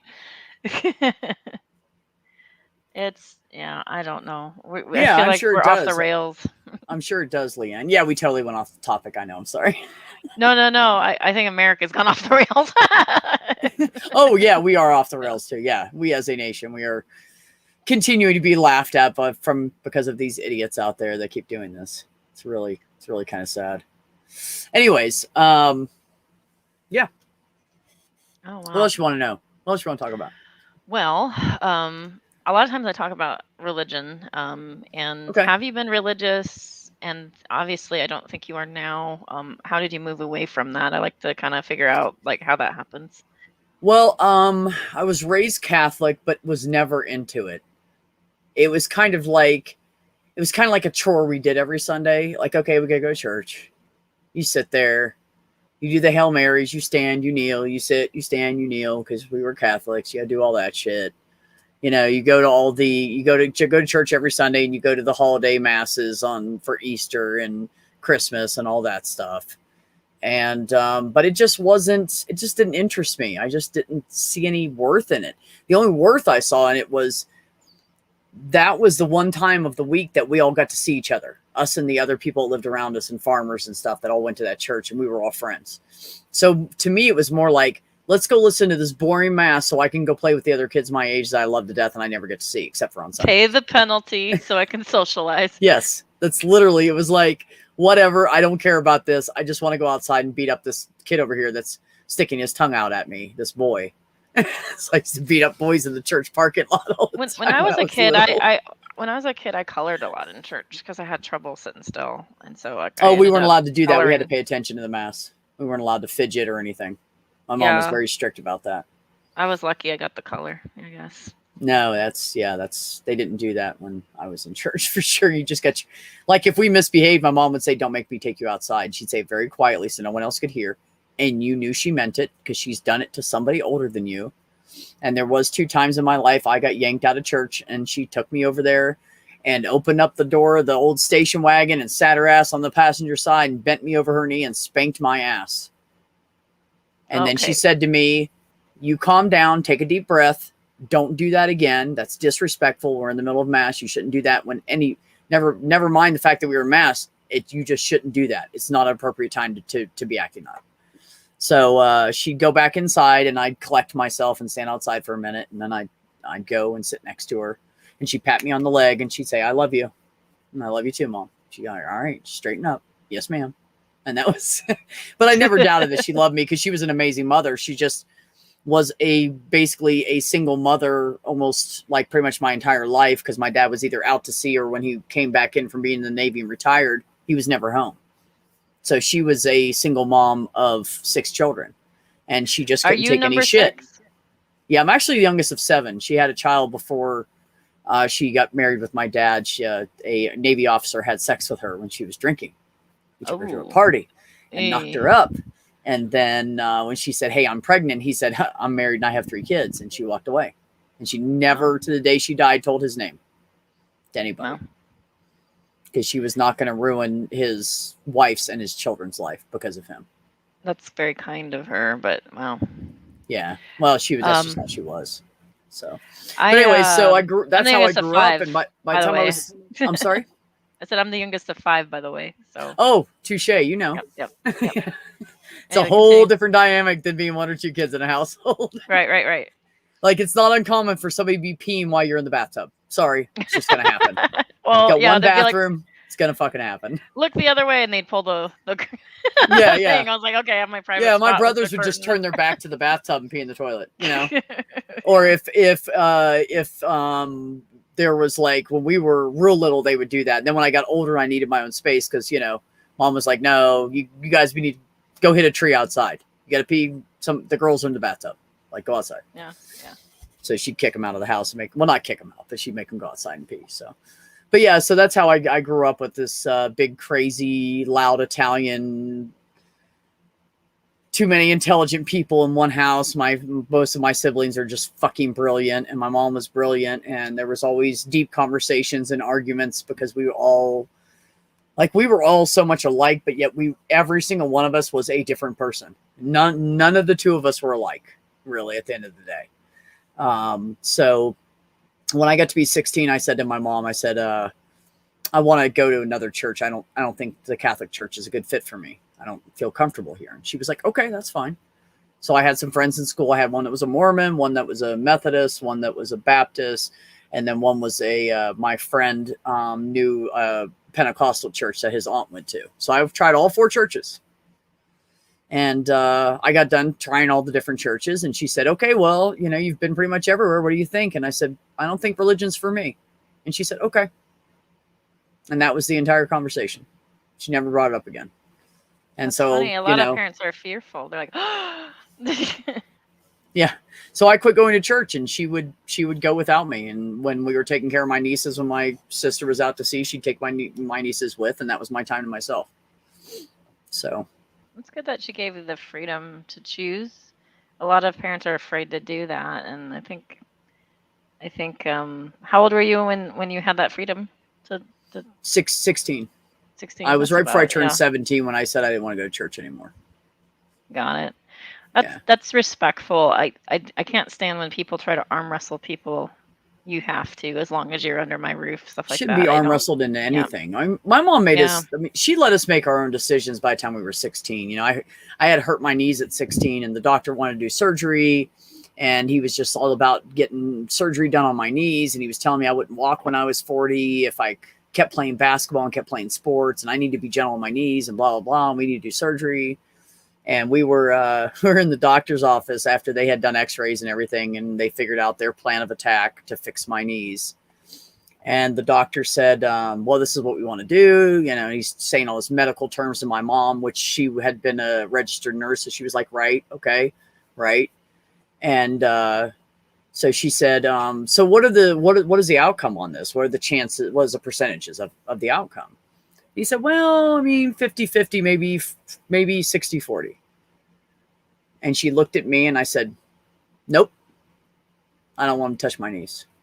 This wasn't worth the risk. And she looked back at the doc and he looked at me and looked at her and said, well, Miss Madsen, what do you think? And she said, you heard her. And he said, but you're her parent. And she said, hold on. I have intelligent children. My child is 16. She is damn near an adult. She's as smart as most adults I know. If she says no, it's no. And we walked out of the office, and he was pissed because I didn't listen to my Wow. mom, because he was an old school doctor. Oh, wow. And by the way, my knees are great. I went through the Army with them. I played more sports after I got out of high school. You know, just I used to go play down at the courts all the time with all the guys around the colleges, and my knees are pretty good. I hit them all the time, and they're super sensitive, but I don't have any major problems with my knees, so fuck him. Excellent. So I was right. So B, what are you most like passionate about right now? Like, what moves you into action, or what do you care most about? Like, is there any causes or anything particularly on YouTube that you'd like to push for? Well, I can name off 500 causes, or I could just say that I want everybody to have all the same rights, and I want everybody to accept each other for who they are. That's my cause. My cause is to, and what I do with the basis of my YouTube channel is I want more people to meet more people and become friends. And I want to spread love and more friendships. And I want people to accept each other. And the more people we get in, that's why if someone that's religious wants to come into my panel, I don't care. If you're atheist, if you're agnostic, if you're Lutheran, I don't give a shit. As long as you're respectful and we stay on topic and we all don't run over each other and we all speak like friends to each other with respect, then I don't care. I want diversity on my channel. You know, you say diversity and people go right to, oh, gays and black people. No. Like, you know, there's Christian channels that don't want atheists on. There's atheist channels that want Christian. I don't mind. I'll talk to anybody, and I'll talk to anybody about anything. I don't care. We are all humans. We're all walking around this earth trying to do the same fucking thing. We're trying to get through every day and pay bills and find love and hold on to the love we have and try to live longer so we have more time fucking alive. And we're all going to die one day, and we're all this and we're all that. We're all the fucking same. And what people do in their bedroom or the color of their skin is nobody's fucking business but theirs. Well said. So, that's how I feel about it. Well said. That's how I feel about it. I think it's ridiculous. I just think it's ridiculous to, you know, my mom was like, my dad was a prejudiced bastard. He was so fucking prejudiced. If you were not rich and white, you were either the N-word or the white N-word. Bottom line. Oh, wow. Everybody. Wow. If you didn't have money, and all I could think was, Dad, we're poor because you don't pay us child support. He paid my mom, forced out of his Navy retirement, to pay my mother $150 a month. He was a Navy SEAL, and his Navy retirement was over $2,000 a month. Jeez. Because he had like PTSD and all kinds of shit. And he bailed on us. My mom was like, I'm done with you. If you're going to cheat on me, if you're going to continue to cheat on me, you need to leave. Get the fuck out of my house. And he left, and he went and moved up in with some woman. And by God, their house was nice, and they had big piles of food on their table every time I went to visit. And they were just this big, happy family. And I'm like, fuck you. So, yeah. I had a bad dad. And so I relate whenever you mention this, because I'm like, yeah, I had a bad dad. And I think if you end up with a parent that's really failing and you're in a big family, like it probably hurts with everybody, I would imagine. But in a big family, I can't help but look at that one parent that's left, that's holding it together and gluing it together and go, oh my God, like you're fucking amazing. I look back at my mom and like whatever hiccups or struggles I've had with my mom here and there, like the strength that she's had is, it's like, I don't know, it's awe-inspiring. Like it like just, I don't know how she did it. I do not know. I don't either. I would have lost my mind if I was my mother. And that's how I know, with all the patience she showed and struggling with bills. And after my dad left, we got kicked out of the farm we were at because he stopped paying the mortgage, even though he was supposed to. We lived there for like a year and a half for free, or 2.5 years for free. And the guy finally came through and said, you need to be out in 2 months. I'm paying for all of this. And my mom was like, what are you talking about? She said, oh, your husband quit paying the mortgage 2.5 years ago, or the lease on the farm, 100-acre farm. Oh my God. 2.5 Didn't years tell ago. anybody. Surprise. So we packed up all of our shit and moved into a little tiny trailer on the edge of this shithole town. And we were squished in, and there was boxes everywhere. And my mom had to make her way out of it. She went back, she put herself back in college. She finished her college degree. She was 2 weeks from getting her RN and decided she couldn't handle people dying. So she went back to college for another 2 years and became a science teacher, and decided she was going to help our future rather than help the hurt, because both are important. So she wanted to help children become good adults, which she was really good at, by the way. Sorry. No, don't be sorry. Don't be sorry. That's like, like, I look at it as like just kind of a powerful story of how people get together and overcome things and get through life and stuff. And my family's technique was sort of to pull together and kind of go full house mode. So like we went full house mode with uncle, aunts, grandma, like when you see Full House and it's like, these are all the people live in my house. That's how I grew up. Like, so Right. like, whatever, you need to do to make it work. Yep.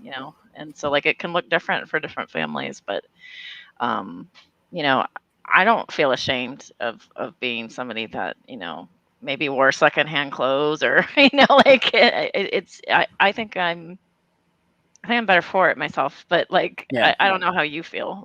But yeah, like in my case. Oh no, I'm definitely better for it. And you ever seen those, like the Miss America pageant, and you're watching it, when we were kids, we always watched it because there wasn't much on TV, and it would be on every channel, right? So everybody watched it, right? And the girl would walk up and they'd say, "What do you wish for the world?" "Oh, I want world peace," or "I want all the starving children to be fed." So everybody always said. Generic answer. Hey, here. There's my buddy. It's my brother. What's up, buddy? Dr. Ben. So I always said I want everybody to have a mother like mine. Because I truly believe if everybody had one, whether it's male or female, one good parent that had their back and loved them completely and supported them fully. My mom became an assistant coach for my varsity team because one of the coaches just up and just like quit his job and left. And there was nobody to finish the season out for the women's basketball at my high school. So she became an assistant coach to the varsity, and she coached the junior varsity, and I was her assistant coach. Because that's how my mom didn't know shit about basketball. She didn't know a fucking thing about basketball. She knew how to organize kids. So basically she organized them and I taught them what to do. Like, this is how you do a layup. This is how you do this. These are the different fouls. So we like worked as a team, and we, for 4 months of that year, we were the junior varsity, women's junior varsity coaches. When I was, what is it, that 16. Robots cartoon, see a need, fill a need kind of thing? It's like, well, no one's here to do this job. Well, I guess we better do it. Like, yeah, well, they were like, we don't know what to do. And they had this big discussion about it. And the coach just had all the parents together and said, "Hey, look, this is what's going on. I don't know what we're going to do. We have to have 2 coaches. Not only is it like because it's the way it's supposed to be the basketball team, but like you have to, because of school rules, you have to have this." And my mom said, "I'll do it." And my coach looked at her and said, "Oh, Miss Manson, I didn't know you knew anything about basketball." She said, "I don't, but I know how to deal with kids and I know how to teach them." And when she said, "I don't," he went, "Oh." And then she said that and he goes, "Oh." Because they co-taught, like they both taught at the same school. My mom was my teacher when I was in 9th and 10th grade, actually part of 7th grade as well. So she was my teacher. So like they worked in the same school, and he was like, "Okay, fine. You got it. You're staying late every day after school." And she was like, "Fine, we'll do it. We'll get them trained up." They didn't do too bad that year. And I'm not going to say they did good, but our school team sucked anyways. We were a Catholic high school, so it really sucked. They were just like the boys football team was the only thing good in that entire fucking school. The boys football team, the senior varsity football team was good. Yes, Leanne, every kid needs an adult that is amazing. It's a fact. We all need love and support. It doesn't matter how old we get or what adventure we're going on or where we're heading with our lives. We just need that. So I just think everybody should just give that to each other. There's this movie called About a Boy, and it's with Hugh Grant, and I found it relatable as a kid. Just the way the little kid in this, one of their What was it parents called? it's called About a Boy. About a boy. Oh, okay. Mhm. And it's Hugh Grant, who's sort of like this, I don't know, bachelor that's just like screwing off, and then this kid doesn't have an adult that like is there for him. His mother's depressive and just signing out on life and not there, and he doesn't have a father figure, and he's just like, I need backup people. And I used to function like that as a kid. Well, I'm like, I need backup people because my dad was fucked off, like, like, and so there were some backup people, backup adults in my life that were amazing to me, and that meant so much to me. And so I had a youth pastor, backup person when I was a kid, and my youth pastor was amazing and kind and helpful, and like he was a really good male influence in my life, That's where awesome. I had a lot of bad male influences in my life, and seeing that, as a Same. backup people, Yeah. and I think that's so helpful. It's so important. And so like your mother probably was that backup person for some people. Oh you no, know? she was. When my mom, anywhere she went, she made friends. If someone said I don't like her, people would look at them and go, "What?" Like no one said that. I never heard that my entire childhood. The only kids that didn't like her, it was kids, and they were the kids that didn't do their homework, and she flunked them. Oh, And they tortured her and yeah. like stole her purse, stole some of the rent money out of her, or the lease money out of her purse. No, mortgage, because we lived on a farm. She had bought a farm by that time. And they stole money, and they just did all kinds of things. They went one of them could get in to the locked up science lab, the chemistry lab where she worked in. And they went in there and like killed the fish in her fish tank. Just Holy stuff like that. Moses. Just Wow. fucked with her. And my Wow. mom was like, well, let me go report this to the principal again. And then she would go about her business. And when they did their tests at the end of the year, she'd fail them anyways. She was like, nope, it's not right. You didn't do the work. You don't have the grades. You don't pass the course. And that was with us too. She gave us her favoritism. That's strange way to try to win over the teacher, like intimidation. No, they were mad because Like, she started failing them, and they knew she wasn't going to back off, so they were trying to harass her and scare her into it, and it didn't work. yeah, that's so She was silly. just like, "Fuck you! I'm not bending for you." So she got fired because of it, because two of those kids, their parents were on the school board, so they fired her. Yep, the kids that harassed her and did all this shit. Yep, It always works that way, right? Yeah. Yeah. Good always gets stamped down, and the little fucking asshole bastards get away with shit. Oh, don't worry, male privilege. Man, I can't wait for that white male privilege. So how about you, Ben? Sociopaths in training. They're going to be CEOs soon. I just want that. That's the only reason I'm trans, really. I just want white male privilege. No. No, it's not true. So you brought up I'm going to ask you the question probably that I was trying to avoid, but like obviously some folks have known you, in past gender, and now he. So my question that I'm going to ask is, how long did you know or feel that you were he? Was it like always, or was it been an epiphany? Always. Quick story. Ben knows this one. Spooky probably knows it too. When I was 5, I was out. It was summertime. Me and my brothers had our chores done. We were out running around the woods, and I didn't have any toilet paper or anything on me to wipe my butt with. So I had to come all the way down to the house to go to the bathroom. They're just peeing on trees, right? Because they're boys. Just turn their back, pee on a tree, and I'm like, and I kind of like look at them from behind and be like, damn, God, that'd be great. Fuck, why don't I have one of those? So I'm 5 years old. I go in the kitchen, and when I was little, until I was about 6, I used to go, I'm mad, like that. So I walk to the kitchen. I'm walking through the kitchen, go to the bathroom. I'm like, and Mom goes, how's it going, sweetheart? And I was like, I'm mad. And she goes, what happened? Why are you mad? I said, I should have a penis. And I walked in the bathroom. I didn't even remember saying that. She came back to me later and said, do you remember when you were 5? And I was like, no, Mom. No, what about it? She told me that, and I go, oh, yeah, I do remember that. Oh, yeah. I totally didn't remember that. Still didn't come out to her, though.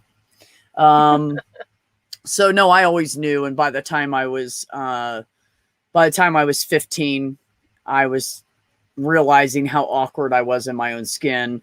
By the time I was 16, I heard what a lesbian was. And I was like, oh, I'm a lesbian. I was in the bathroom taking a shit, and some girls were gossiping about some girl in the school they didn't like. Oh, she's a lesbian. And I was like, oh, a girl that likes girls. Okay, I'm a lesbian. Okay, I have an identifier now. I know what I am. Cool. So I felt good about that shit that day.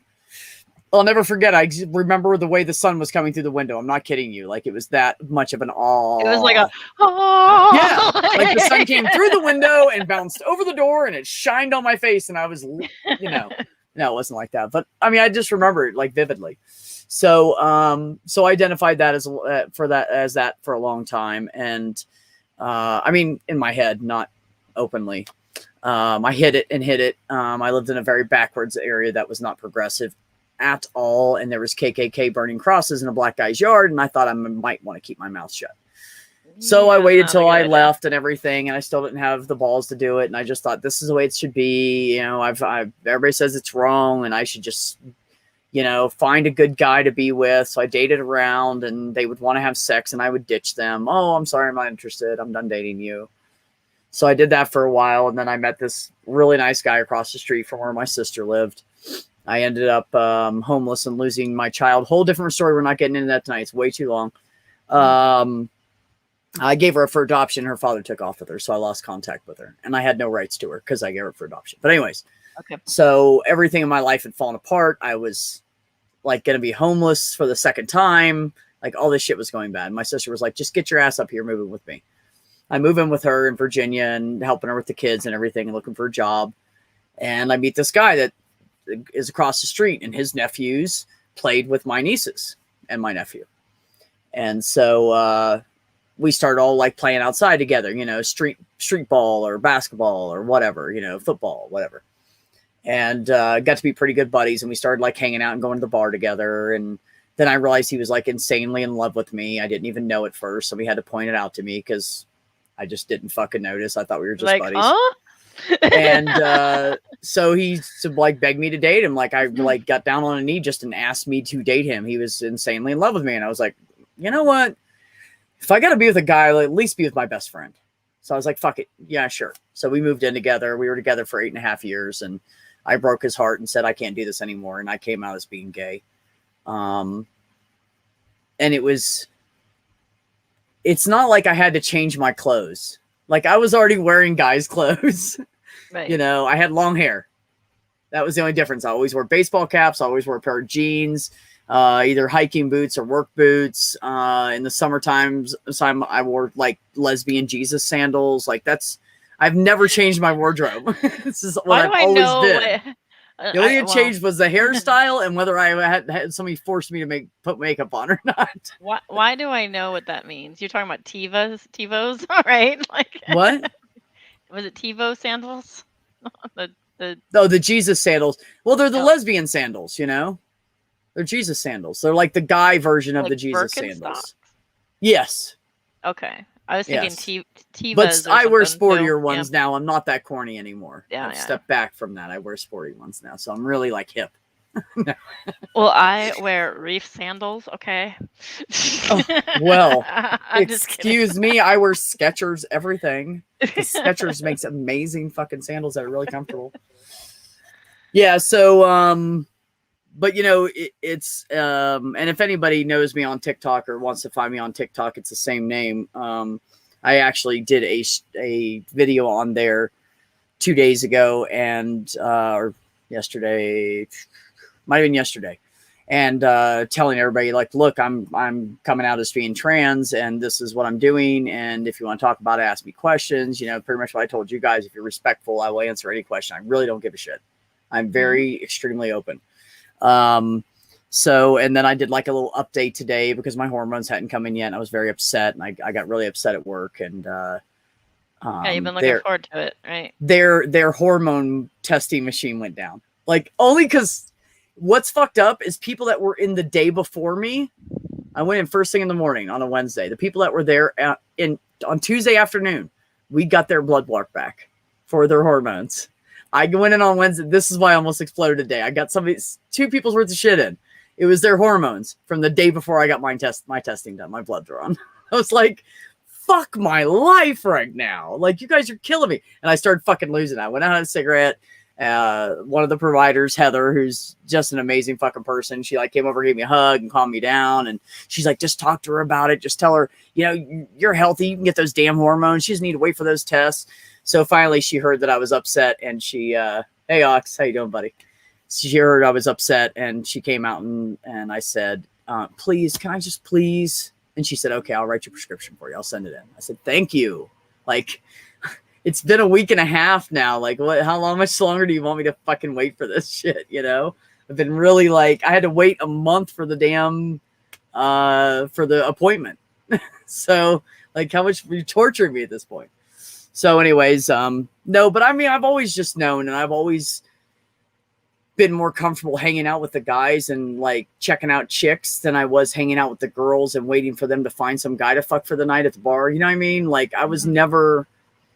I was always when I came out, I became all of my friends' person that if we were at a bar and there was just scummy guys there hitting on them, I would act like they were with me. So the guys would leave them alone.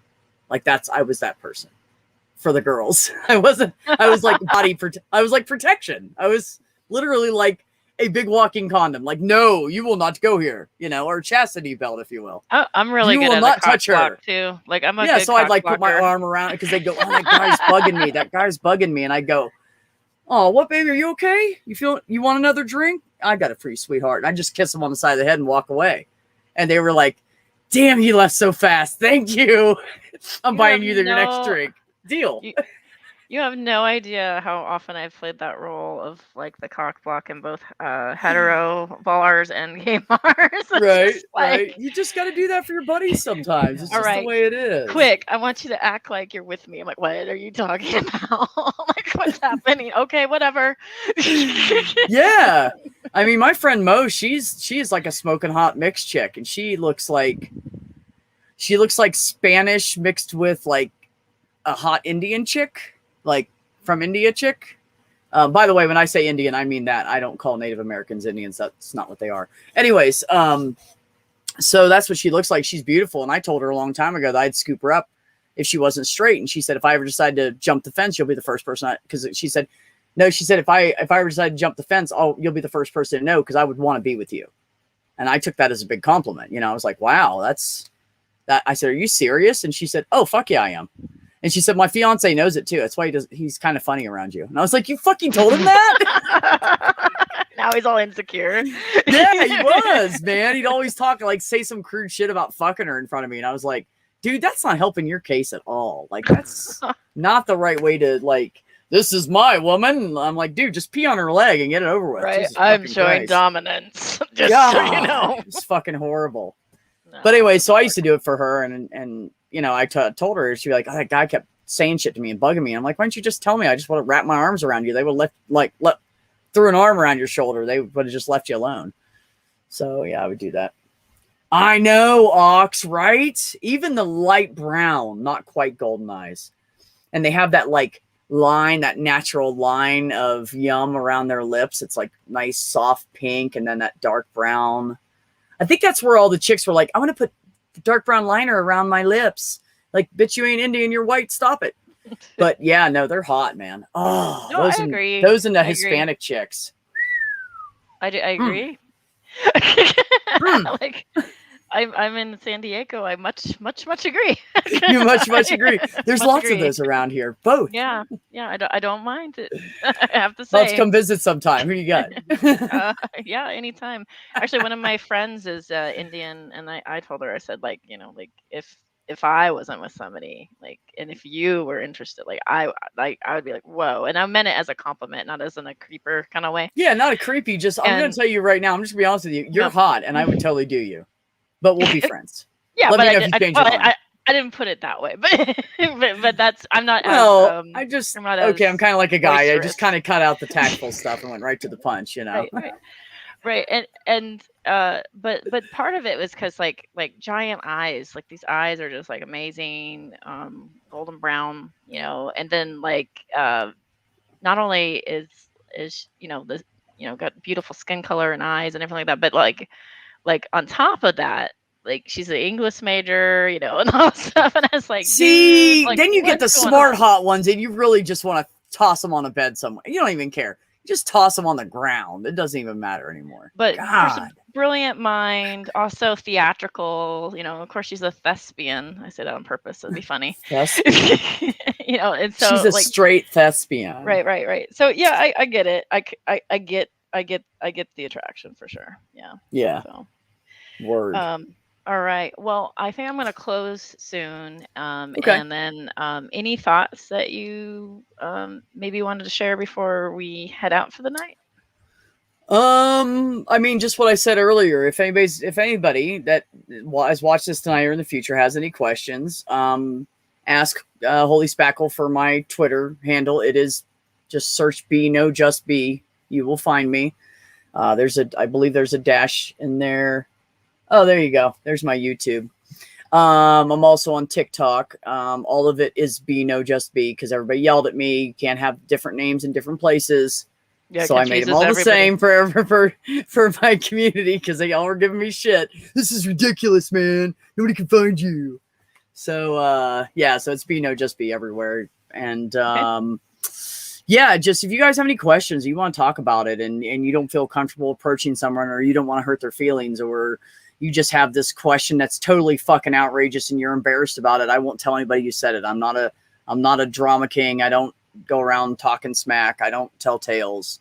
So, you know, if you guys have any questions, just hit me up on Twitter. I don't mind a bit.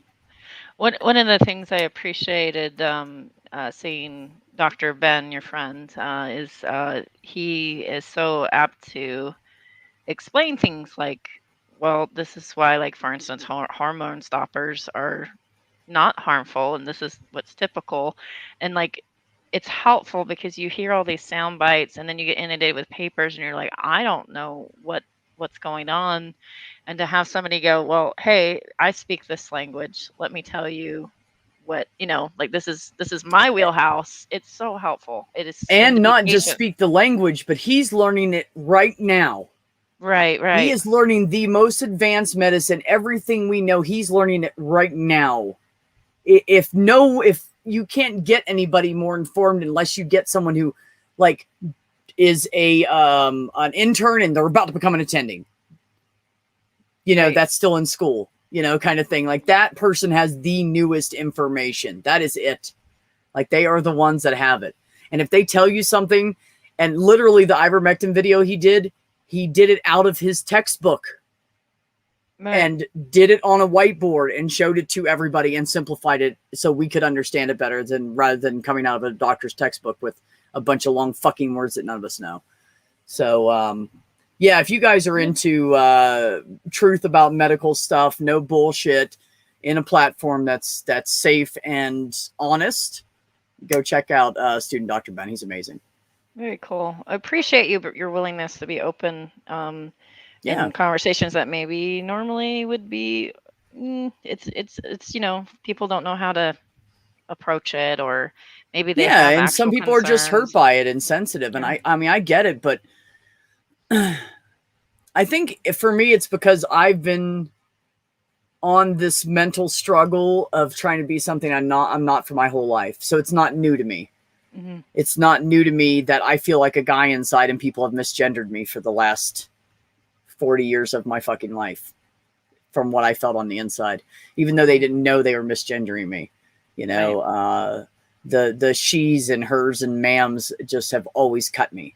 They have always just cut into my skin horribly. And especially if I see like a beautiful woman and I'm like, oh my God, oh man, I want to hit on her. And then she calls me ma'am. I mean, if I was a guy, you would have just cut my dick off. That's what it feels like. It's just like a punch in the gut. So it doesn't bother me to talk about it. So I want people, I don't know. I'm just deadly honest, and I'll talk about whatever. I just don't care. I don't mind talking about it. And not everybody's like that. Most of the people, thank you guys, April and Kirsten. I appreciate that. Most people just, they're too sensitive still, or they're too it still cuts too deep for them to talk about it. And I totally respect that. And that's why I'm putting myself out here. So you guys won't go say shit to somebody that you could hurt by asking a simple, what you think is a simple question. Right. So definitely, you know, approach someone who's like me that openly says, I will talk about it. I don't care. Like, I literally mean it. Don't go up to someone you don't know and ask them what's in their pants or what their Yeah. plan is for their You could accidentally hurt transition. somebody, Yeah, and just it's don't. just not You cool. can traumatize somebody and they'll be hidden in their house for 2 fucking weeks, you know? So Yeah. don't do that to other people. Come to me and I'll be glad to talk to any. I mean, matter of fact, I'll talk to you about anything. It doesn't have to be about trans stuff. It could be gay stuff or straight shit or religion or atheist. I mean, I don't care. I'll talk about anything. Beer? So, Taste some beer? Because you do the you beers know, and I'm bros, not too right? big on beer. Only when it's Oh. hot out do I really like beer. Really? I'm the opposite. Honestly. When it's hot, I don't want beer. I like fruity. I like beer with like lime or orange or lemon or something in it. Not sweet, but just added the actual real citrus added to it. There's this killer beer. It's like, you know, I'm in the home of craft beers here in San Diego, so like it's like, everybody's got their own brewery. Everybody, right?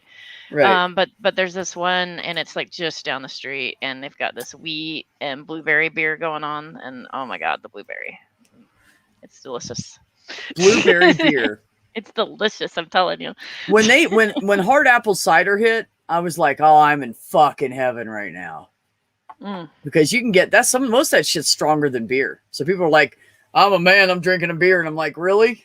4.5?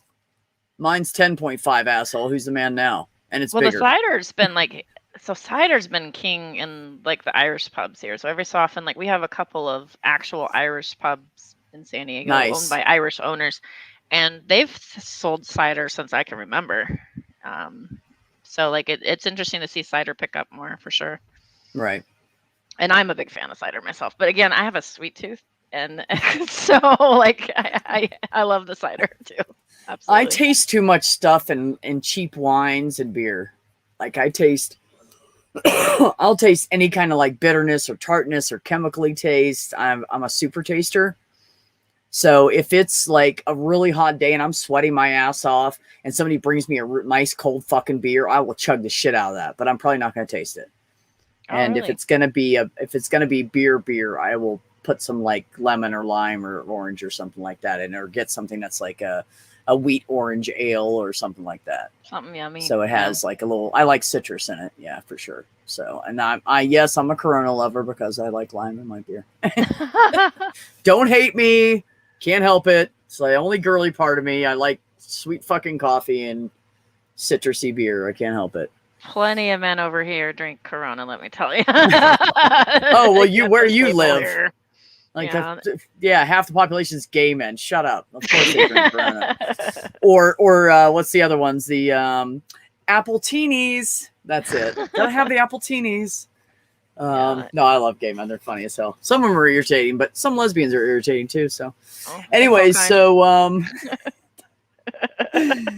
last thing I want to say is you guys all hit like Holy Spackle's great and deserves all the love and algorithms there that she can get. So you guys give her a thumbs up. And if anybody ever wants to come over, I stream on Monday and Wednesday nights. I do Monday interviews and open mics when I don't have anybody to interview for that night, which might happen again this Monday.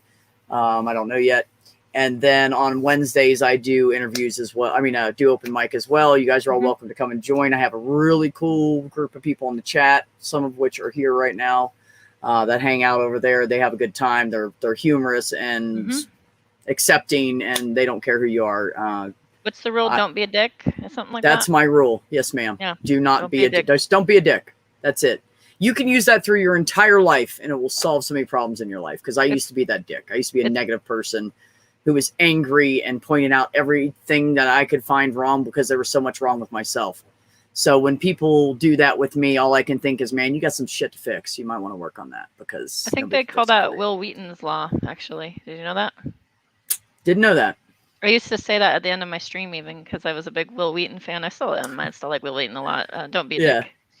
Yeah. Don't be a dick. Yeah. But yeah, definitely. Well, appreciate you tonight and spending time with Appreciate us. you. Thank you. Definitely check out B's channel. I linked it here in chat, and then probably when we end this, I'll just link it like so that you guys can click it, make it easier as well. I do have some trouble, just so you're aware of your algorithms and how you're showing up. I have trouble finding your channel because if I type B, no, just B, it never pops you up. It pops everybody in the world up but you. If I try to go B, no, just B, root and branch, it pops up every root and branch possible except for you. And like I did sub to you and I have to go on a click and find you out of the subs to find you. It's really weird. And I'm not sure if you need to start adding tags, perhaps. I never look at algorithms or add any tags or anything. Mhm. That's probably why. Yeah. Maybe I should start. Maybe you need to give me a lesson on that sometime. Like we should get together for like 30 minutes or an hour. You can teach because I don't know shit about that. I just come on here and talk to people. I don't know. I'm kind of a boomer about that. Maybe Ben would know better. Ben! Like I only know a little bit here. buddy.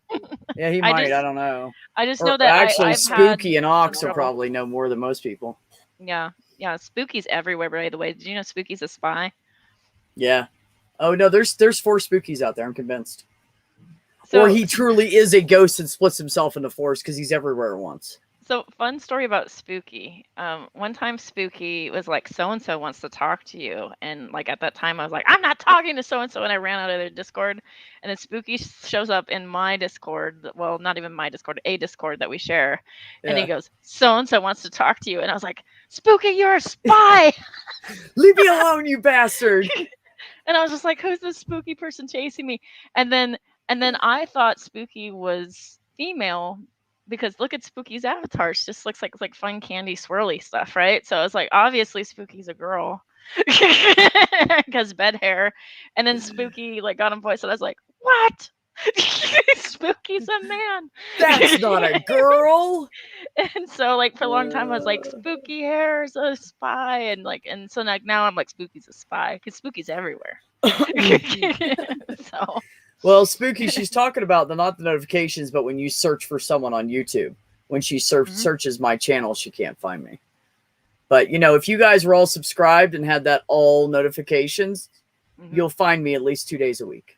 Yep, oh, and then Friday evenings, I'm on the shills from 5 p.m. until 7 p.m. Mountain Time. So 7 to 9 Eastern.